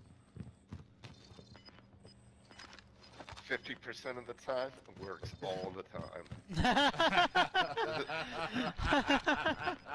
That's why we love you, Mike. Not because of your brain and your tactics. It's that. I love Mike. There's no doubt I love it. Contract complete. Recon intel Alright. secured. Anyone need this? Objective It's on updated. me. Secure that position. Yep, well, I'll go cap that, then we'll spend some money at 5, Yep. and we'll get in position. Yep. Four So what? circle When do you inbound. need to Must have be all in your here. work done? Yeah. Okay. So that's it, right? By 4 circle. Yep, we need to be in position by 4 circle. Nice. I love that. That's the blueprint, man. Can't argue it. I love my slide cancel. It's beautiful. This is a very exposed FYI from our left. Your right, I guess, coming to me.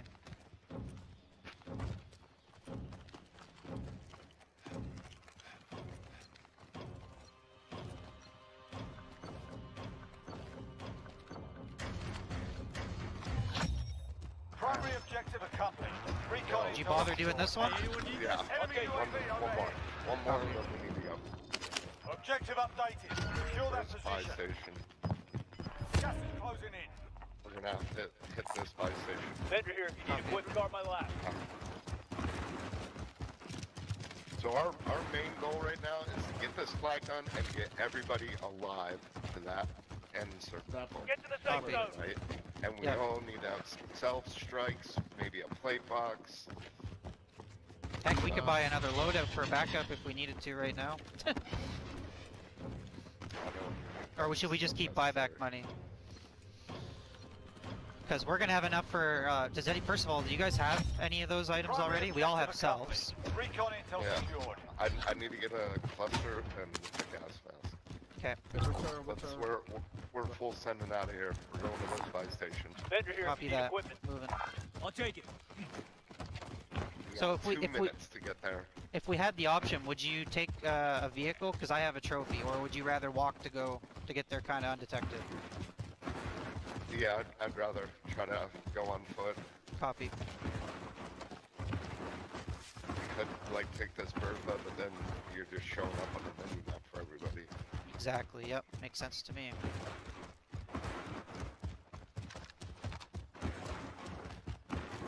So I noticed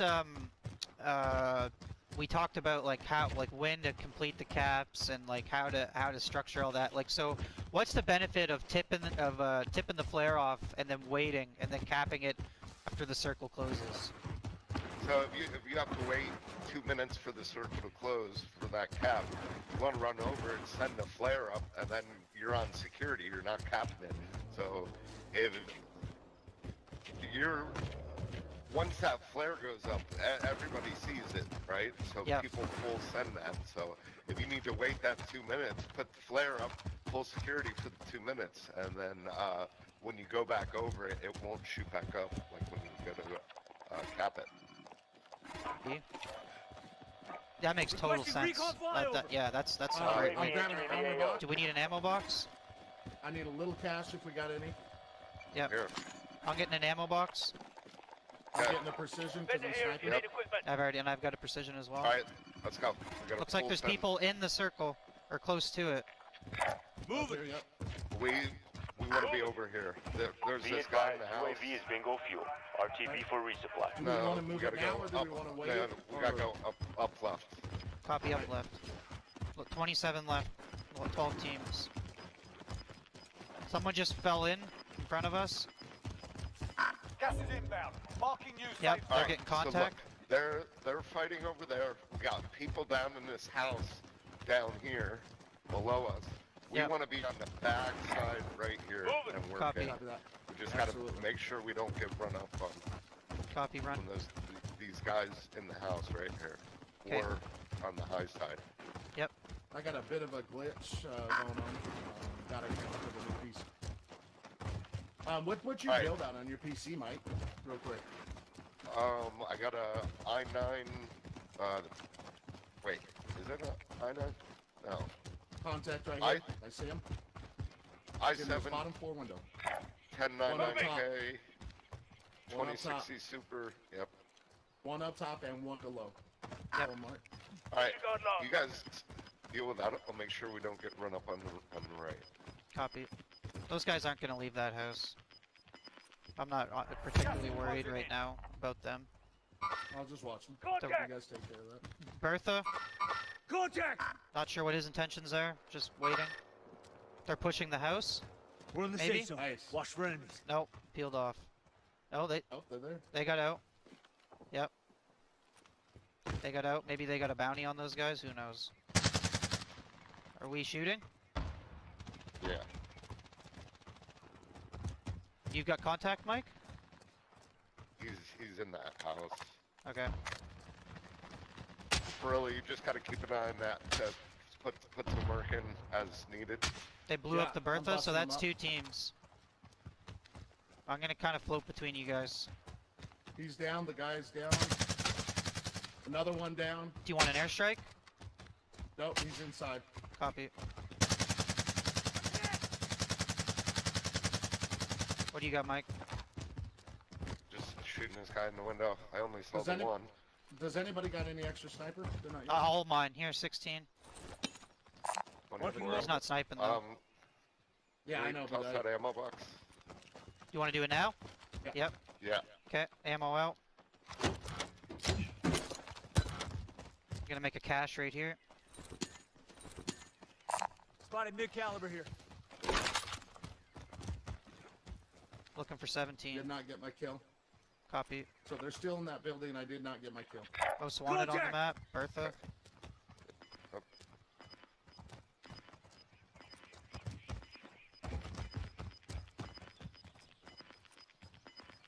Looking for 14. Gas is closing in. Relocating the 17s. safe zone. We've got the numbers. All right, so those people got to exit that house. When they do, laser them. All right, and our next move is going to be right here. Move it. Copy. Next move. Friendly loadout drop on the way.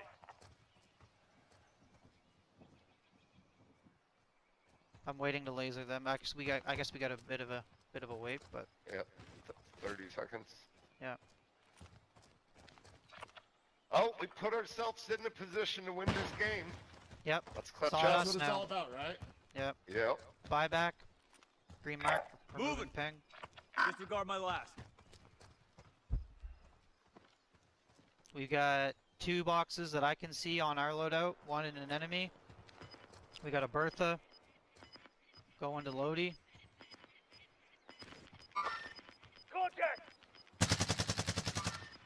Are they moving, Mike? Gas is closing in. Nope. Copy. I'm watching. You guys. I'm watching. You, What was that? I Mike? got What were you contact. trying to communicate Live to us? mark. Enemies in the area. 100 plus you guys meters out. should move right there, right now, and watch that building. Copy. Disregard my last.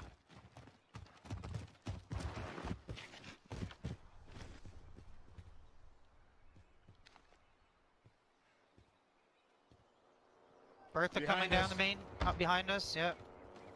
I'm gonna let him go if I can. Nope. Okay. Most wanted finished. Those guys on our left are gonna hear these shots and think they can move. Yep. Hard scope from this window. Moving. Disregard my last. He's broken.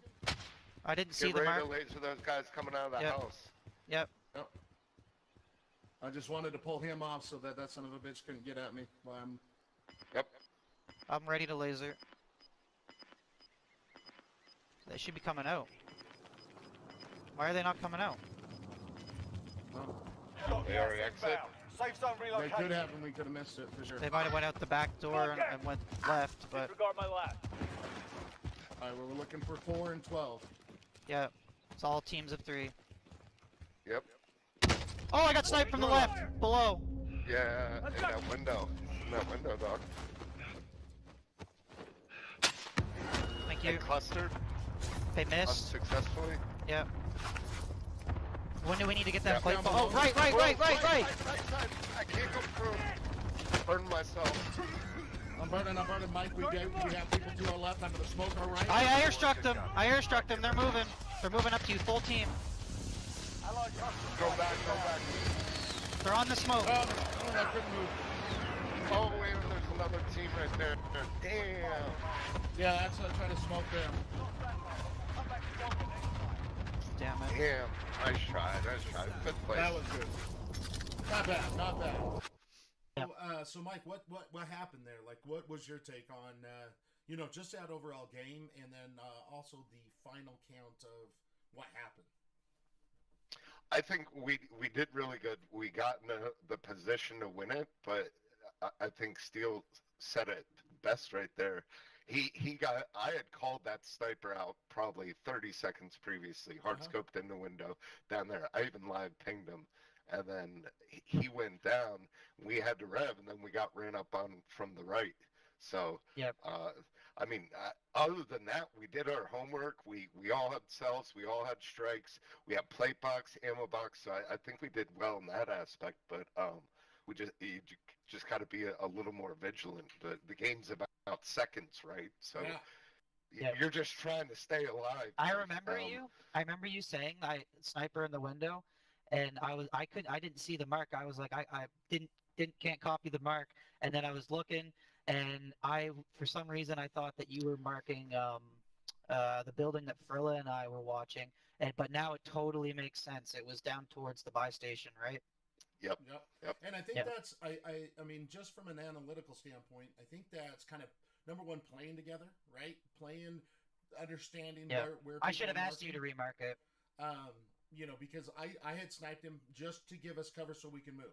I wanted to bust him up, get him out of the window so we can move to your higher rock.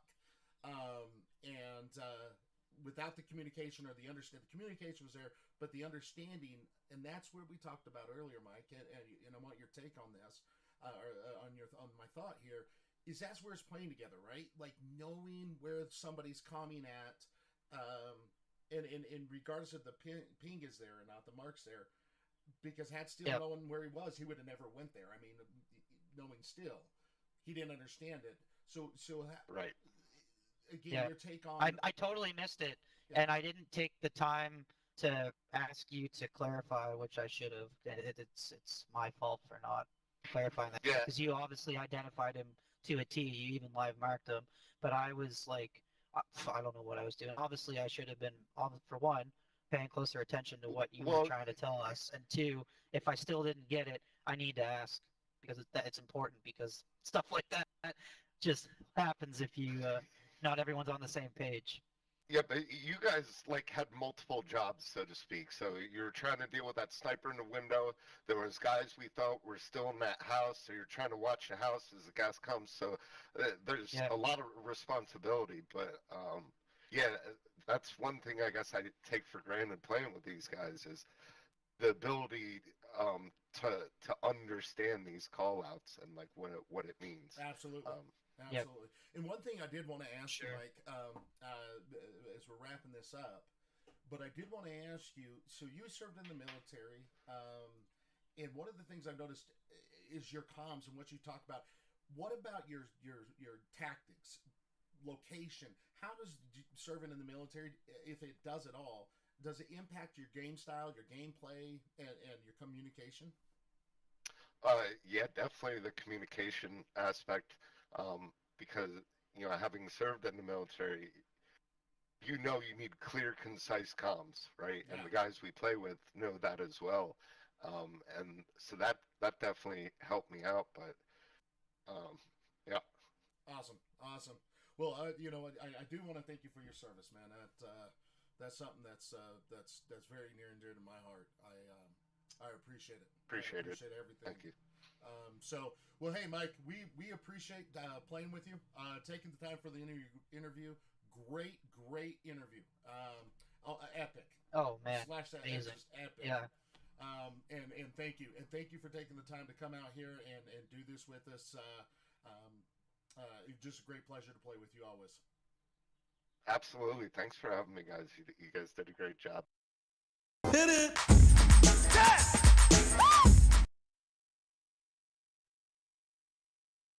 Hey, what's up? Are we back? Hey, Hey, there you go. Got to hit that mute button. what's going on? Oh man, I got to tell you, what a great guy. First off, what a great guy. Mike Golf is fantastic. And second, God, he's a great player, and in his thought process and what he's trying to do. And let me ask you this still: what did you learn? Like what knowledge did you gain from Mike there? Oh man, well, a lot, right? Like the whole way they structure their strategy about collecting intel, building your money up, getting all the resources before fourth circle. Like I think that's imperative, honestly. It drastically increases your chances of winning, right? Like you heard him say, like, we need to have our homework done, everything done by fourth circle to have a chance. And I know we didn't catch it in this conversation, but in talking with Mike before, if you're not ready by fourth circle, you're gonna have a bad time. If you're constantly chasing that white line, you don't have your stuff, you don't have any money, you maybe down a teammate, like your odds of success are so low. So yeah, that's one thing I took big time. Another thing was at the end, I kind of got a little complacent, right? I was zeroed in on that house on our left, and I was like trying to figure out where those guys went because we knew they were there. Maybe they died when that Bertha pushed them, I don't know. But and then I was like, damn, like where did they go? And I got fixated on that, and I totally missed that call out. And just rewatching the tape there, you could see it. You could see him ping it. He live marks it. He removes his hard ping, calls it out to a T, and I'm like, oh, I can't copy the mark. And then I think the conversation uh, goes in a different direction after that. And like, I should have been like, no, Mike, I need to know where that sniper is. Absolutely. Could you please tell me again where he is? And I didn't do that. And it started the domino effect. I get my brains blown out there from the same guy that he marked. I go down. I'm able to get to a safe place. I start myself. You guys pick me up. They cluster us, and we're still kind of okay. But I think what happened is and the other team to our right saw that cluster, and they were looking to see who it was intended for, and they saw us and were like, oh, there's a bunch of guys standing with facing the other way, and they just absolutely lasered us. And yeah, that was kind of it. But no, Absolutely. dude, that was awesome. What did you think? What were some of the key factors that you were able to take away from that? First off, just the thought process. Okay. So number one, there's quite a few bit, and I'll try and keep it short. You may know me, I can get a little long winded. So in the beginning, we get our guns and the guys are cracking us from across the canal there. Yeah. You go down. I end up popping one, popping one, and I got 2 downs, and then you go in, and then I thought this was great. You go in and you get that strike, and you're like, let's get it immediately because we don't want them coming across. We don't want them pushing. No. So we end up so I kill 2 of them. There's only 1 left, and this is what separates people unless you're going for kills versus dubs. This is a key component, and it happened twice in that little short section. The first situation was we didn't push the 1, and there's a reason for it. And Mike didn't have to say it. You didn't have to say it. I didn't have to say it because we all know. Yep. We're exposed over there. We don't care. Let him get his boys back. We'll battle him at the end. We want the dub. We don't push. There's so much exposure. We know that there's a team further up towards the dam, maybe 200-300 meters. The minute we expose ourselves, we're done. Or a high probability we're going to be done. So we pull back. So that's step 1. The next one is a vehicle's coming across. I call out 1, you call out 1, only in the vehicle, and we don't shoot. Let him go. Let me go get his boys back. And the reason being for it is we probably could have taken that vehicle if all 3 of us did it, but we all 3 weren't there. Now, if all 3 of us were there, then it would have been a different story. We all could have lasered that vehicle. We all could have got him. But we weren't in position to hit him all 3 consecutively to destroy the vehicle and then kill him. So we let it go. And we all knew that.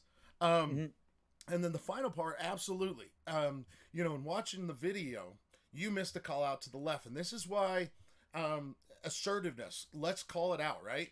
Because I heard you in the video when we were cutting this up, and I heard you talk about that. Like I heard it in there, Mike, I didn't hit, and you just stopped because the conversation went off.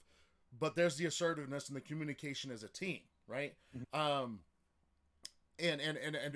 being in an interview scenario, I know I played with you enough. I know you're actually going to say, where in the do you think he is? Like, you're going to literally just let me know where you think he's at.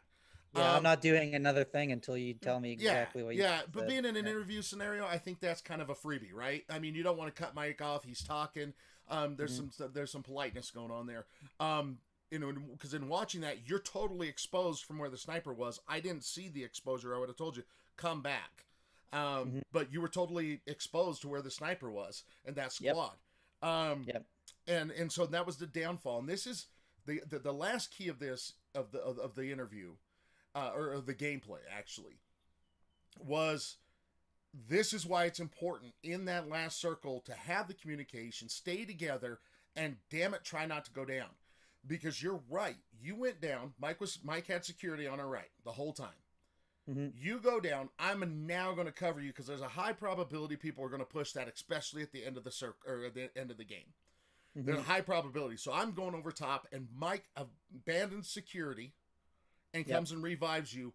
By the time we could recompose ourselves, that other team had rushed us, and it's done. And then that's that. To me, if in anything, the communication of to kind of recap, get your homework done. Get the blueprint if you want to win. These guys, he plays with SoCal. SoCal's number 8 with well over 2,000. I think he's like 2,500 wins. He's number 8 in the world. Mike's got 1,100 wins. So if winning is your strategy, I think what you take out of this, number 1, do your homework. You're going to get kills. You're going to run into people as you're getting your contracts. You're getting your recons. You're getting your scavs. You're going to run into them. You're going to kill them anyway. Do your homework. I think this is the blueprint. Do your homework. Engage when you have to at the beginning, because in the beginning it doesn't matter. Identify when a good battle, a good push, work together, and then at the end, good communication to avoid those situations. I mean, we finished 5th. Perfect. We finished 5th. Not bad. We could have finished. And we all had the same goal in mind too, right? Like Mike talked about that earlier in the interview before we went in. Like, if you're in there and Johnny wants to do a bounty and Steve-O's going to pull a flag and Mikey wants to push 4 guys, like, you're never going to win. It's just not going to happen. It's not. Right? So, if as long as everyone's got the same goal before you jump out of the plane, like this is what we're doing, and I don't care if we get 4 kills or if we get 40 kills, but this is what we're doing. You're gonna have a lot more success, I think. And honestly, who doesn't like winning, right? Absolutely. Winning is way more fun to me personally than getting 10, 15 kills. I couldn't give a shit about the kills. Absolutely. Well, Vince Lombardi, you know me, I'm a football guy. Winning isn't everything. It's the only thing. It's the only thing, right? That's why we Absolutely. play the game, right? Yep. It's not. It's you want to win. But Yeah. anyway, so yeah, that was great. And just so there's kind of a fun Oh, side story. man. We're gonna go down this. We debated on talking about this because it's embarrassing. It really is, honestly. But this is kind of the trials and tribulations of putting a show together. All right. So we that wasn't our first take with Mike.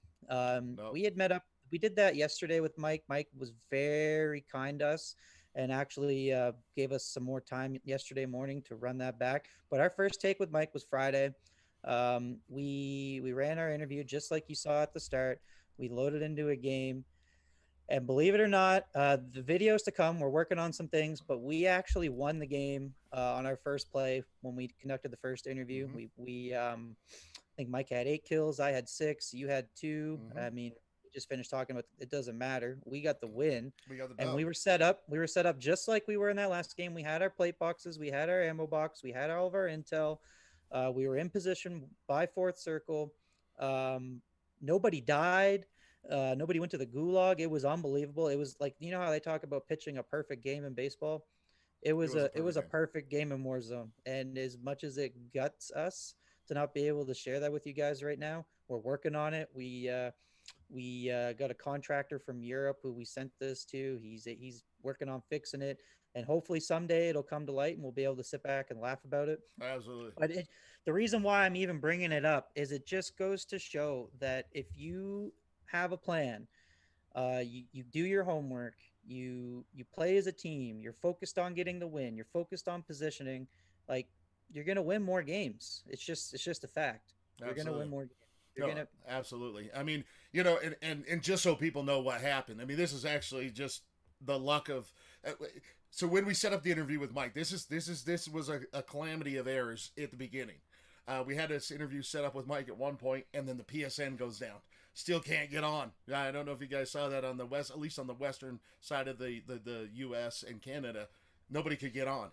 We had to reschedule it. We get in there, epic interview, great game. We did get the dub on our first time. I mean, we've only played with Mike twice, right? And the first time we got the dub, the second time we finished 5th. Those were pretty good scenarios there. But anyway, and then I live in a small podunk town, 1,500 people. My county's the size of Massachusetts, the entire state. That's how big my county is, and we got 15,000 people and 1 stoplight. And so anyway, we get these power surges. We get these power where at the end of it, my power goes out before I can hit the stop record button. Anybody who's done Streamlabs, if you don't hit this stop record and you're recording in an MP4 format, it doesn't code it. So Mrs. Steele spent 5 hours the other night finding somebody who could code it correctly. We have the actual video. The sound's just bad, so he's recoding it for us. But yeah, I mean, it just goes to show what playing as a team can do. 2 games, a number 1 and a number 5. Would have loved got the dub for you guys on that one, but number 2, number 5, or number 5 and number 1, 2 games played. We've never played together as a squad before.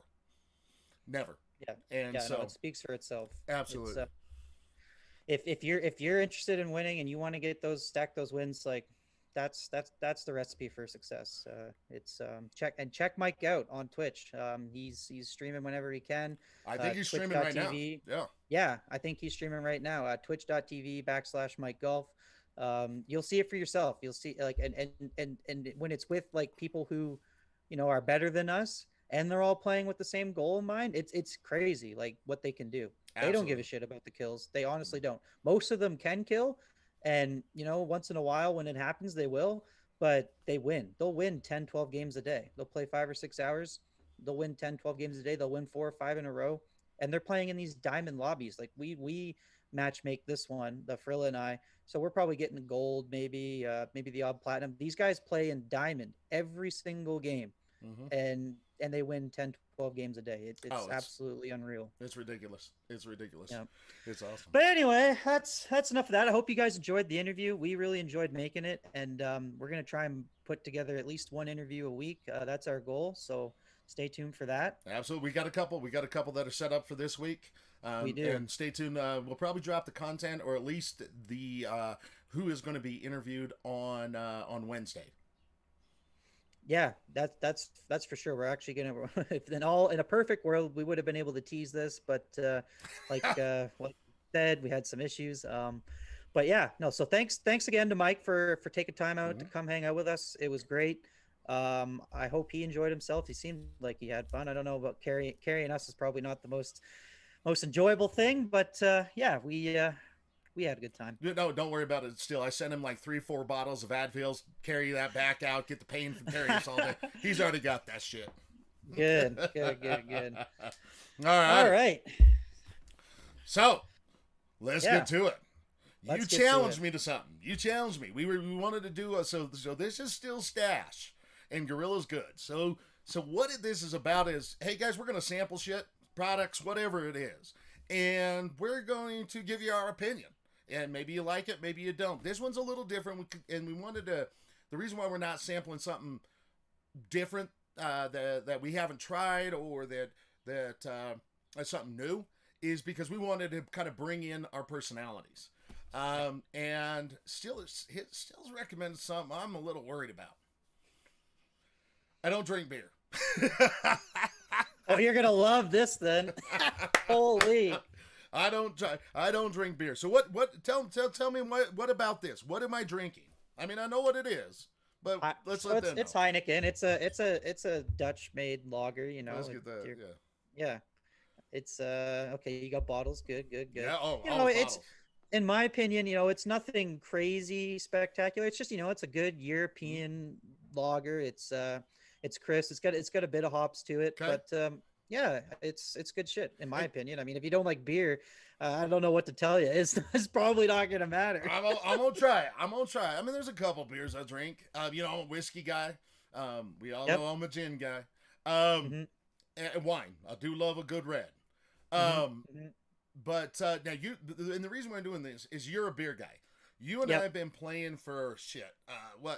This last 2 months, you and I, we've spent more time together than we have with our wives. And that's not lying. Our wives are going, can I see you? And I'm like, Mrs. Steele not happy. Yeah. Oh, Mrs. Gorilla. Mrs. Gorilla, she ain't nothing to have at all. She's been supportive, but she's like, as a matter of fact, she's out golfing right now while I'm working doing this. Nice. Yeah, she's awesome. But so anyway, every time we played, every time we've gotten together, you've pulled yourself up a good old ice cold beer, and and that's your thing. Yep. Yeah, and so I'm gonna go ahead and give this a try. Let's go ahead and see if I can pop her open, right? Oh, yep. There we That go. sounds good. Yeah, let's try it. That's what you want to hear. Oh, I'm not gonna lie, I'm a little nervous. I'm a nervous little for you. nervous. I don't want no throwing up or Right. nothing. All right, let's give this a taste. Yeah. Run it. It's good. You like it? It's good. Yeah. Really? I'm not gonna lie. Not just for TV. Like it's No, good. Well, you know me. I'm a straight shooter. I'll just tell you what I think, and sometimes it gets me a little trouble. This is freaking amazing. I wouldn't say amazing. That's overboard. For a beer, it's amazing. Yeah. Would I drink it every day? Absolutely not. No. But I'll tell you what. After a long day, working in the yard, out golfing, doing one of my hikes, coming back, sitting down by the fire, the sun setting, nice and refreshing. Absolutely. I like this. I'm gonna take another one. Nice. Yeah, that's my football Sunday beer. My UFC beer. It's always Heineken. Nice. Yeah, I'm actually a fan. First time I've ever had a Heineken. I kind of like it. Nice. Yeah. Yeah. Yeah, I'm sipping this. I was a little worried because I have my whiskey over here that I've been sipping on. And I thought, well, I'll keep that for backup. But no, I think I'm just going to go ahead and kill this one. Right? Right? Yeah. No, I think I'm going to go ahead and do this. Yeah, that's nice. That's a good beer. All right. Like it. That could have gone a lot worse. All right. No, I appreciate it. Are we ready for your concoction? Oh yeah, yeah. Now, All right, so so for anybody that's watching this shit, this is my drink. This is old man level drinking, right? We've all been out there. We've had a few too many. You wake up the next day, you're a little hungover. You got to get some water. Maybe grab a V8, get some Gatorade. This is old man level shit right here, and it's delicious. It is what we call Tangerade, not Tangeray, Tangerade, and it's delicious. So I got all the required ingredients that I was told by the professional here to pick up for this. So we got a little Tanqueray. Now the green screen's probably doing that no justice. Okay, there we There you go. So there's that. Then we go with this is pretty interesting. We got a little lemon lime. Yeah. What do we got? Yeah, Lemon lime lemon Gatorade. lime. Yeah. And then this is this was an approved edition. I got Soda Stream, so soda Little water. seltzer water. Yep. Yeah, little soda water, and also I threw a couple ice cubes in it. And this is what we ended up with. Can you guys see that? Right yeah, there. we go. Tangerade. Yeah, we're gonna give that a little stir. Now I like gin. I actually really gin's kind of been a new thing for me the past couple years. I'm more of a Bombay guy. I haven't had much of Tanqueray before, but we're gonna give it a whirl. Let's try it.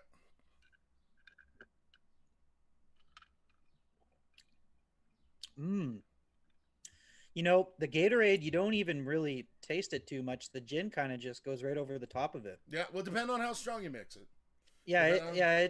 there's here. I mean, I don't know for the people. I haven't drank anything out of this yet, so that's how much Gatorade. Yeah. Oh yeah. You gotta put a little more in there. You gotta put a little more just to get a little bit more flavor. All right.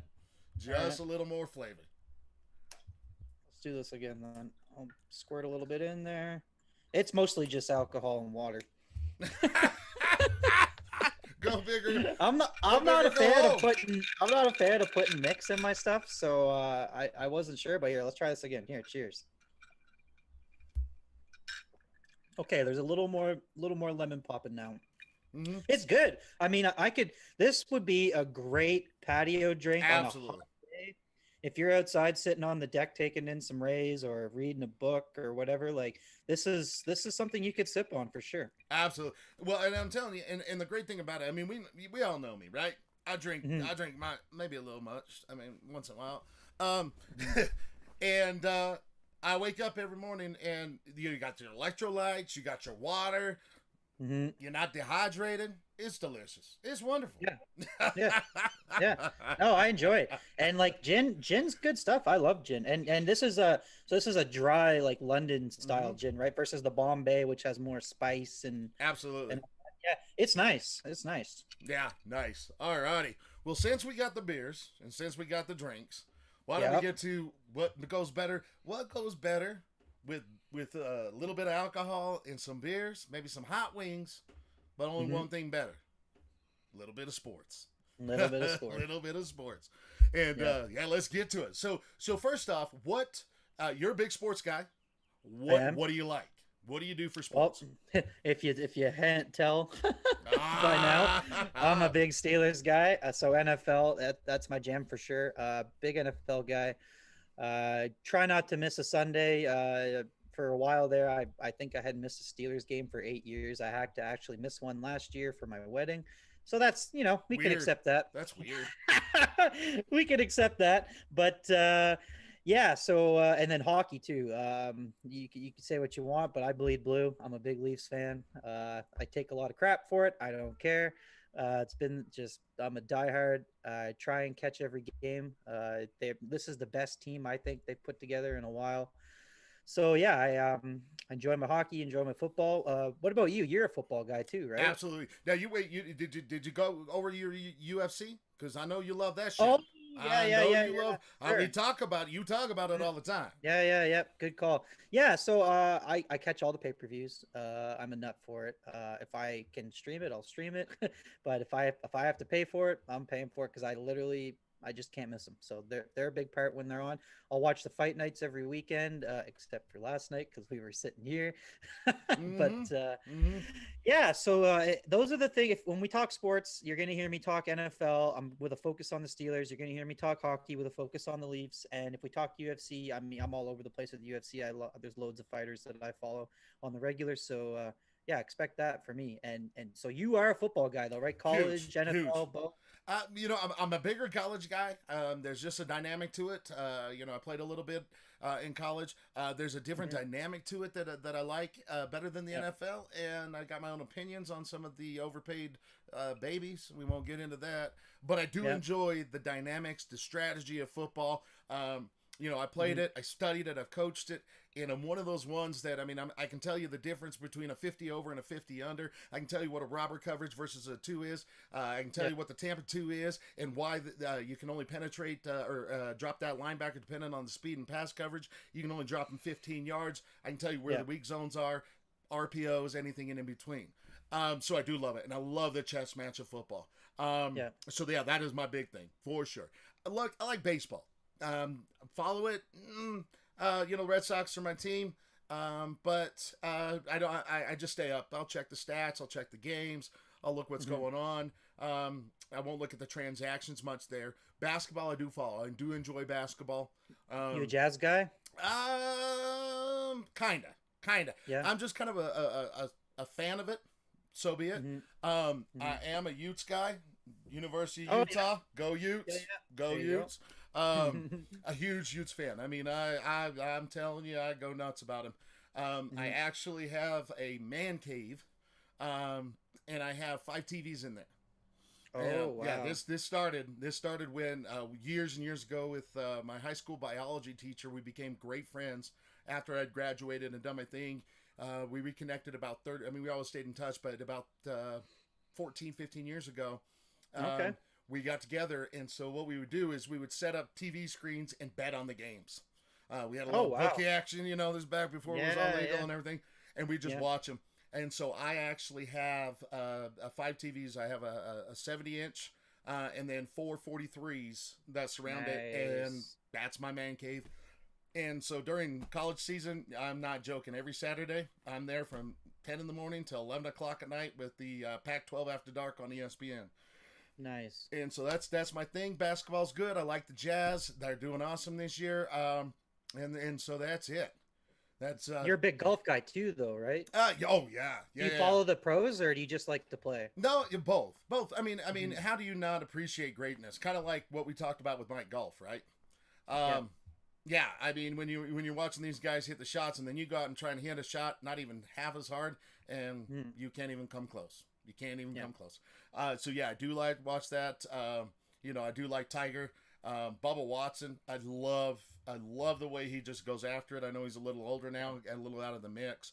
And how do you not just marvel at Bryce DeChambeau? I don't know if you're familiar with.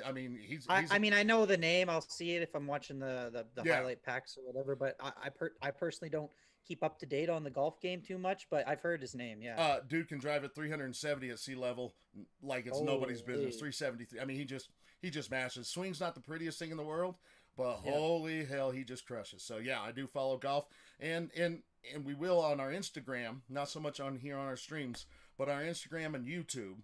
Steel and Gorilla Gaming Show on both of those. We do have Golfing with Gorilla, and so I will be absolutely out there golfing. I'll show you my slices. I can mash a little bit. I'm probably about a 320, 330 guy. I can mash a little bit. The older I get, the less it is. But we still get out there and have fun. Anyway, let's get at the sports. Let's do it. The first thing is the NFL draft. I see we got a couple viewers. If you guys have any thoughts on it, chime in, put it in. One thing I do have to say, and he's gonna kill me. Maddie's gonna kill me if I don't talk about it. I don't follow hockey much, but a few years back, Matt invited me out to Vegas. I saw my first hockey game ever in my life. And all I got to say, Maddie, is go Knights, go, baby. I do enjoy the Golden Knights for sure. For sure. And he would be blowing my phone up right now. Matter of fact, that's probably him. It is going off. Golden Knights, there he goes. He says it. Don't you forget. So go Knights, go. Anyway, let's get to the draft. Let's get to it. First off, the draft. I mean, I think that's the biggest part of sports right now, right? It just happened. You know, we're not going to go too in depth on it just because, holy shit, we could have a 10-hour show just on the draft. But let's talk about number one. Number one. Did you see who went number one still? Yeah, I mean, do you even have to ask? It's I Trevor don't think so. Lawrence. Right. Yeah. So first off, I know you don't understand football. Did you watch Trevor Lawrence in college? So college football, as big as it is in the U.S., it's not as big in Canada. Now, saying that, there are quite a few like groups of people who do follow it. Mhm. But me personally, I tend to kind of only pick up the college football right around before the draft, and only kind of the guys who I think are going to be available for my Steelers. Absolutely. And I mean that, not that I don't like NCAA. Mhm. Like if it's on, you know, the Pac-10's on, the SEC or the Pac-12, sorry, the SEC, some of the bigger divisions, like I'll watch those. You know, you got your Alabamas, maybe you watch Notre Dame or something like that. So yeah, I mean, I'm into it, but not to a level where I can break down every single guy. Yeah, no, and the thing with the Trevor Lawrence, and he's a great pick. You know, there was some is Zach Wilson, you know, Justin Fields is Trevor Lawrence. Trevor Lawrence is the number one. I think this is a no-brainer for the Jags. The guy's 6'6". He's a little light in the ass. Sorry guys, I'm gonna be when it comes to football, I'm gonna be I'm gonna say it exactly how it is. He's light in the ass, right? But the guy, you know, he didn't have the combine time or the combine. He didn't run on his pro day. He had some surgery on his shoulder. Watching film, he's a 4'6" cat. So you got a 6'6" guy. He's going to pack some ass on in the NFL. You know, he's 20 and 21 years old. He's going to pack some ass on, and he's got to because there's going to be some durability issues. I know he played in the ACC, decent athletes, but you haven't ran into anything like J.J. Watt. You don't know what Chase Young's all about just yet. You know, that's on the younger side. You haven't been hit by Sam Darnold. I mean, that guy's a man and then some. And how about some love for my boy TJ? Okay, I'll give you some TJ Watt. Okay, Oh yeah, you fair. better. You're gonna talk about those guys. you know, my favorite one from the Steelers outside of like Jack Lambert is Kevin Green. Green when he played for the Steelers and the Panthers. But you know, until you get hit by those cats, you just don't know. You don't know what it's about. And but his release is quick. He's accurate. I mean, he's accurate. If I remember correctly, let me pull up my stats here that I had for the cat. I think he only had 8. So let's see here. So this is last year in 10 games. So the previous years, he threw for more yards and more touchdowns, but he played 16 games versus only 10 that he did in the COVID season. Okay. Yeah. So 69% completion percentage. That's pretty good. That's bonkers. He threw it for 3,153 yards. Pretty impressive. 9.4 yards per attempt. A 24-5 TD to interception ratio. And that's accurate. Oh yeah, I mean that's a phenomenal ratio. And what's interesting about him is he actually improved his quarterback rating every single year it went up. He had a phenomenal freshman year. Good, solid, strong, not superstar level junior year, or excuse me, sophomore year. This year, that's right. Exceptional. Yeah. You know, the next pick, and we'll talk about that is, you know, Zach Wilson out of BYU. You know, that's in my home state. I watched him frequently. He's a freak of an athlete. My God, he's a freak of an athlete. I think it was a solid pick, and I'll go into the Jets picks here again. But it was a solid pick. He's a freak athlete. I watched his pro day, and he made some throws that he was rotating. He's right-handed. He's rotating left, and zips this ball 50 yards in the air on a dime. Wow. And I know he's not being That's rushed. great. That's like Patrick Mahomes stuff. Oh, absolutely. And I know for a fact that he's not. You know, I know that he's not being rushed. But, oh, my God. I mean, I don't know about anybody here watching us. You can't even throw the ball 50 yards. And he's rotating left off the wrong foot, and just flips it. I truly think it's going to be a good a good pickup. I mean, the Cats, he had a 73% completion percentage. We got to take in consideration the competition that he played with, right? It's not the SEC. It's not the Big Ten. It's not the Big 12. It's not the Pac-12. Well, Pac-12 is a little low right now, but 3,600 yards, 11 yards per attempt. That's huge. And his touchdown ratio, 33 touchdowns to 3 interceptions. Yep. Quarterback rating of 196. Wow. So, Holy yeah, It's almost a absolutely. perfect QBR, isn't it? That's close. Yeah, absolutely. One of the other things I wanted to talk about, without getting too in depth on it, Kyle Pitts, he went with the 4th pick to the Atlanta Falcons. Not sure why they did that. No. If anybody's an Atlanta Hawks fan or a Falcons fan, they were bad. They were bad on defense last year. They allowed the 16th most points. And the 19th most points. They scored the 16th most points. I don't know if you watched any of their games, but they're in scoring shootout matches with everybody. They needed to pick up some defense. Kyle Pitts is a freak. I mean, he's 6'6", 240, 230, 236, I believe. And I mean, the guy's a freak. He runs a 4.4. He's a matchup problem for anybody. But I think the Atlanta Falcons, I think that was a misused pick. One of my favorite ones, and I want to touch on the Steelers because I know you love that, and we're going to talk about them. But one of my favorite pickups, there's 3 things left. One of my favorite pickups was Penei Sewell. Excuse me. He played at he played at St. George, and the guy was phenomenal. I actually went and saw him as a kid. He was 16 years old. I was over in St. George. It's just a few hours from me. He's a man. He's an absolute man. He has the potential to be a Pro Bowl. And so I like that pick. The final 2 things is I'm a 49ers fan.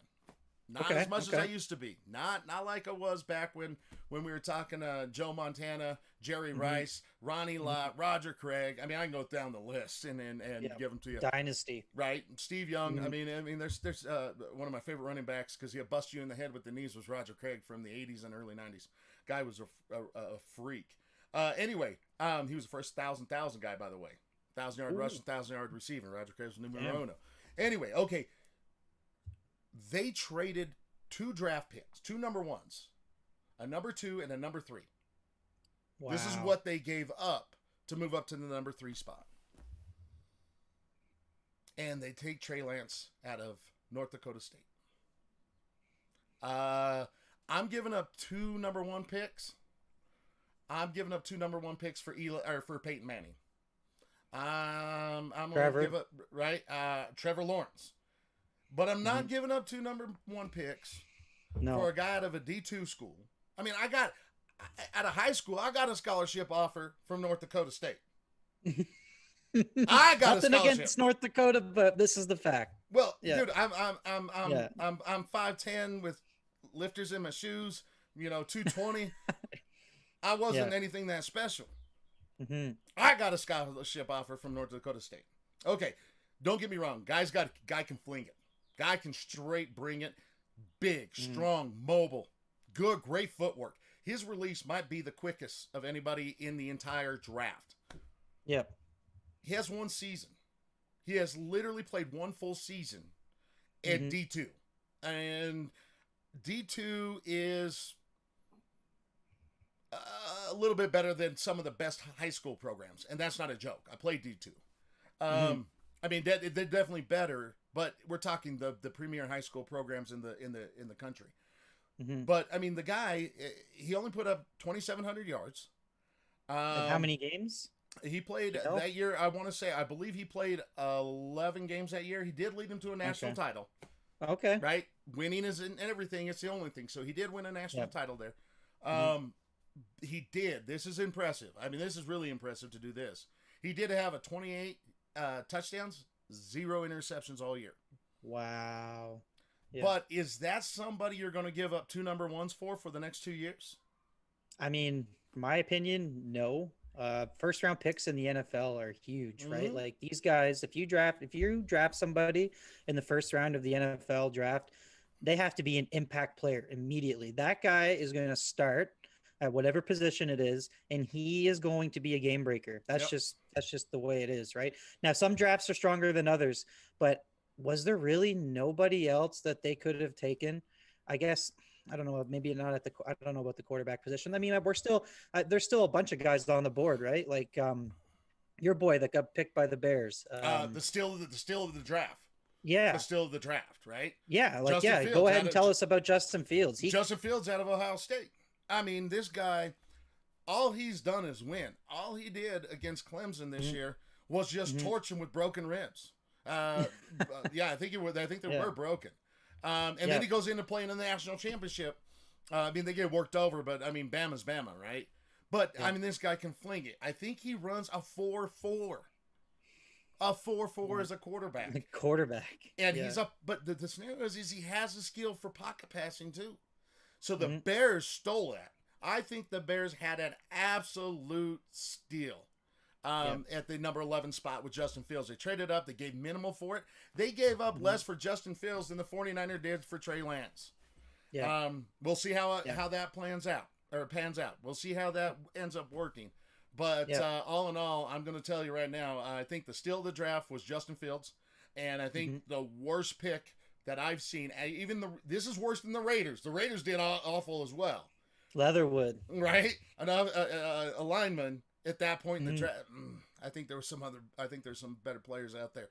He would have been there in the second round. Oh, 100%. I think you and I were talking about this last night. He had an 86% chance of being in the second round, and you're going to give up that pick for it. But I think I think the Bears stole it with that draft pick. Justin Fields, I think, is going to be a phenomenal player, or at least the potential to be one. Why was there so much variability with him? I saw in a lot of Steelers blog posts and even some professional writers suggesting that Fields may be available at the latter half of the first round. Like some people were saying he might even been there in the early 20s. Why is such a why was there such variation? Was there a reason? Like the cat obviously can play. He's got crazy stats. Like what's the deal with that? Something's going on. Something's going on with him. You know, I was watching Chris Collinsworth. He's knowledgeable, and something's going on that we don't know about. Right? These guys do this for a living, so there's something there that has caused him to fall, and I don't know what that is outside of possibly he does have epilepsy. It's a neurological thing, right? You bring in the cognitive abilities of a quarterback into question in any way, shape, or form. There's a problem, right? Did that impact him? Maybe. You know, I didn't look at his Wonderlic test. I don't know what they are. Could that be a problem? Absolutely. I mean, was there something there? But something caused him to fall. Either something we don't know about, maybe the epilepsy, but who really truly does know what's going on with that? Okay. But one of the things I want to talk about for you, your Steelers. What's your take? Okay, I'm glad you asked. I mean, I'm mixed on what we used our first round pick for. We drafted at 24th this year, and we took a running back. We took the kid out of Alabama, Najee Harris. Great running back.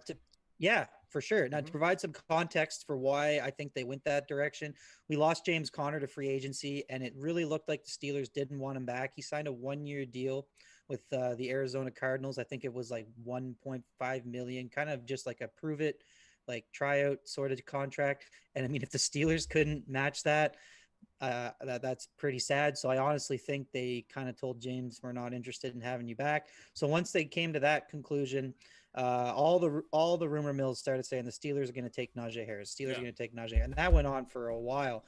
And I kind of wanted them to go in a different direction. Our offensive line has kind of fallen off a cliff. Well, you lost Pouncey, right? He retired this year. Marquise retired.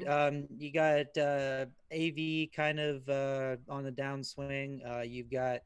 We got a couple of young kids. We got Chooks Okafor, who's still kind of proving himself. We had Zach Banner that blew his, I think it was his ACL or something like that at the start of the year. We never really got to see what he could do as a starter. So the line was something that needed to be addressed. And I think there were a couple guys on the board that they maybe could have taken a look at. Maybe they tried to trade up to get a better opportunity. Mhm.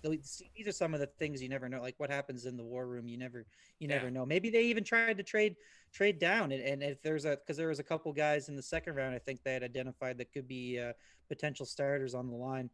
But they went with the running back, Najee Harris. I mean, he was the bell cow for Alabama. The kid is an absolute freak. He's 6'3", 226. He's a bigger guy for sure. He runs a 4.66 in his 40-yard dash, and so that kind of is alarming, right? In today's NFL, it's all about speed, right? Size matters, of course. It's football. You need to be durable. But if you don't have that explosive speed and you don't have that ability to break away and change a game from a skill position like running back, it's kind of hard for me to justify using a first round pick on someone like that. Mind you, the dude's stats from his senior year are absolutely out of this world, right? So he's playing for Bama. He's the bell cow. In his senior year, on 251 attempts, the kid managed to rack up 1,466 yards. That works out to 5.8 yards a carry. You just hand him the ball and you're going to move the sticks. Like, that's Absolutely. just math, right? Yeah. He had 26 touchdowns. Damn. 26 touchdowns in 13 games. Yeah. He's a video game character, right? Like, that's just crazy. That's absolutely insane. Playing in the SEC, like, that's, that says something. That's the first. Oh yeah, I've played and with he some can SEC also boys. Yeah, I bet. And like, it's not over there. The dude can catch the pass. He can catch it out of the backfield. He can run a pattern. He's averaged. He had 43 receptions for 425 yards and averaging just under 10 yards a catch. That there's some skill there. He's not just a bruiser. There's some skill there, right? He managed to get 4 touchdowns catching out of the backfield. Not incredible, but still worth mentioning.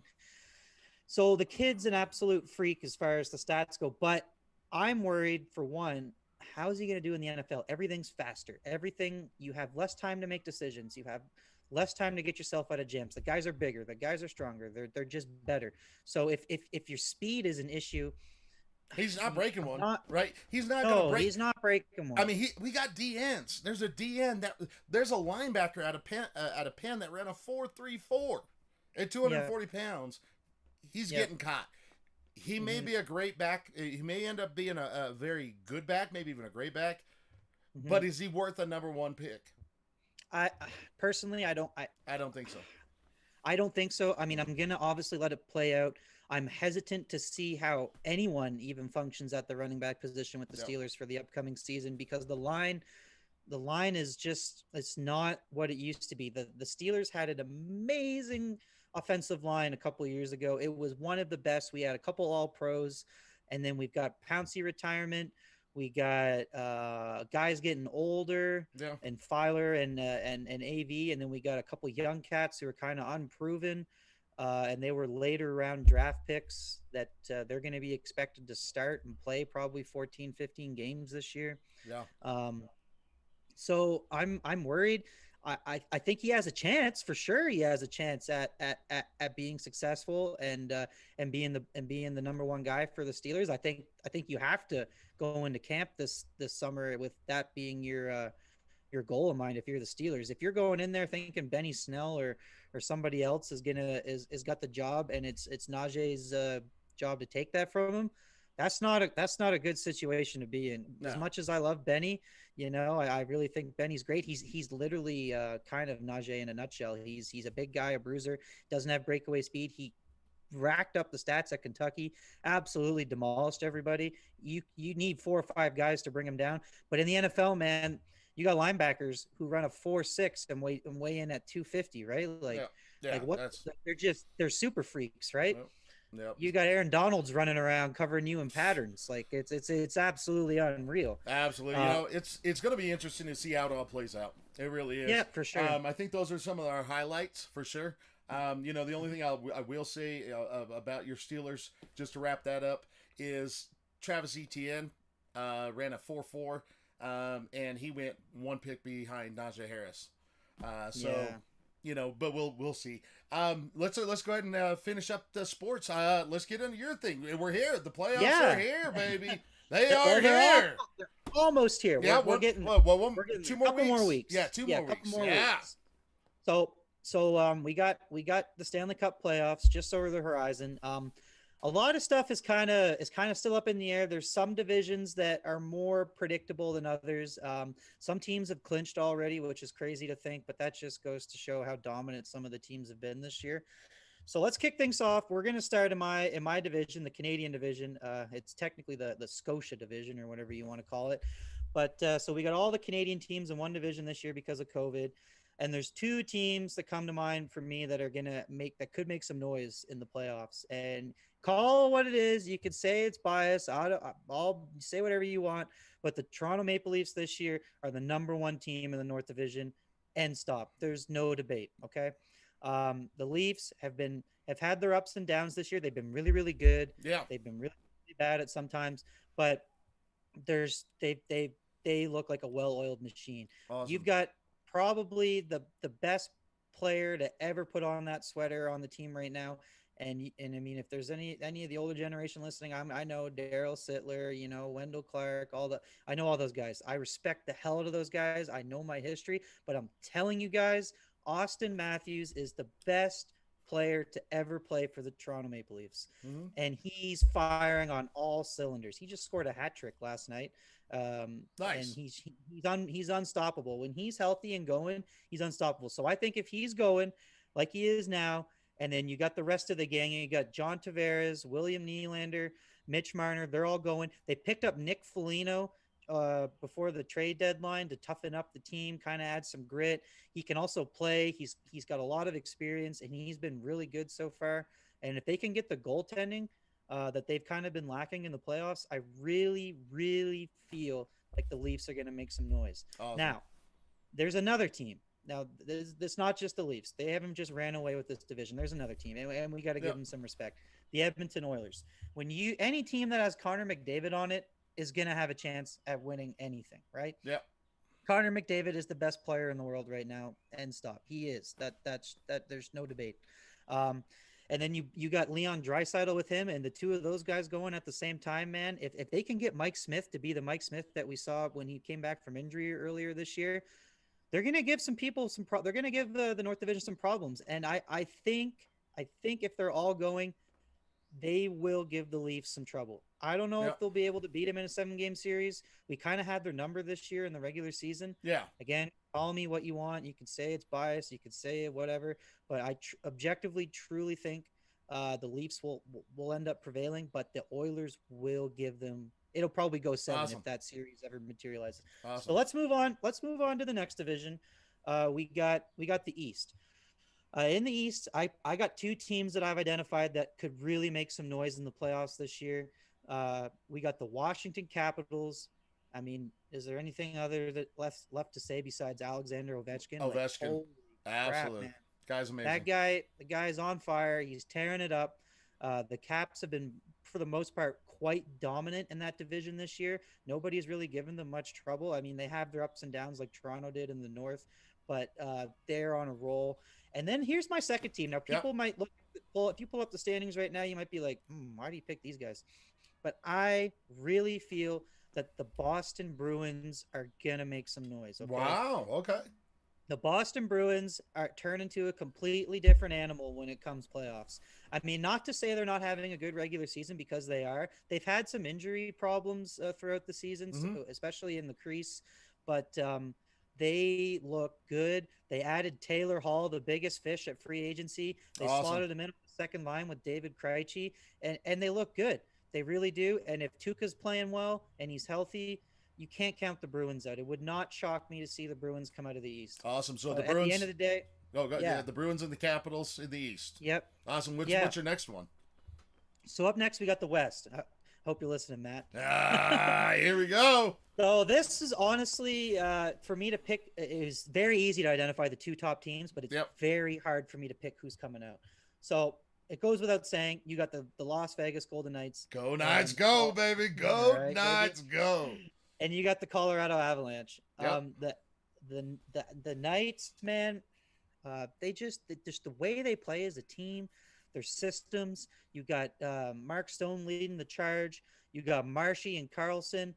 Absolutely unbelievable players up front. You got the addition of Petro on the back end, who's he fits like a glove, man. You got probably the best goalie tandem in the NHL with Marc-Andre Fleury Mhm. and Robin Leonard. They're both phenomenal. They both could be bell cow goalies on any team in the NHL. It's just hard to pick against them. Yeah. And honestly, I really, if I had to pick a team who's going to win the whole thing, I would probably lean towards the Knights. But here's where things get a little bit complicated. So my second team that I mentioned is Colorado. These guys are a wagon. They are stacked up front. You got the Nathan McKinnon, who's just been on an absolute tear this year. You got him playing on a line with Landeskog and Rantanen. Like, forget about it, right? Right. Like, those guys are unbelievable. And then you go to the decor. They've got probably the best decor in the NHL. You got the young kids. You got Kale McCarr. You got the addition of Devon Taves they picked up from the Islanders last year. He's been unbelievable. Just the goaltending tandem. It's a good team. It's a real good team. And I think what's going to happen here is the Knights and the Avs are going to meet up. I think to settle the West, and whoever wins that series, that's who I'm putting my money on to win the Stanley Awesome. Cup. Even though I think my Leafs got a good chance. This is the best team my Leafs have ever had. Absolutely. I don't think they're quite there to beat a Colorado or a Vegas. Yeah. So now we got one more division.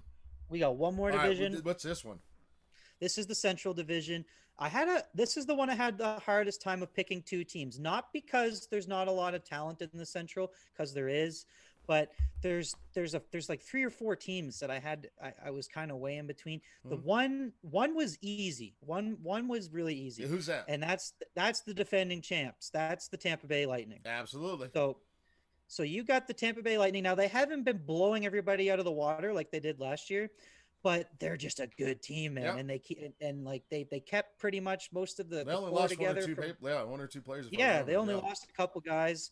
They kept and they've had one of their best players, one of their most like the offensive producing players on the team. He's been on injured reserve since the season started. And guess what? As soon as playoffs start, he's back. getting inserted in the lineup because the salary cap goes away and they can plop him in there. And imagine being able to add Kucherov to your team come playoffs. Like, it seems unfair to me. Honestly, I'm a little butthurt about it. That's besides the point. Yep. That team is stacked. They're probably who I think's coming out of there. But the second team, and this is kind of interesting for me, and I've grown to really enjoy watching these guys play over the past couple of years. But I got to say, the Carolina Hurricanes, man. They're a bunch of young bucks, a lot of talent up front, really good decor.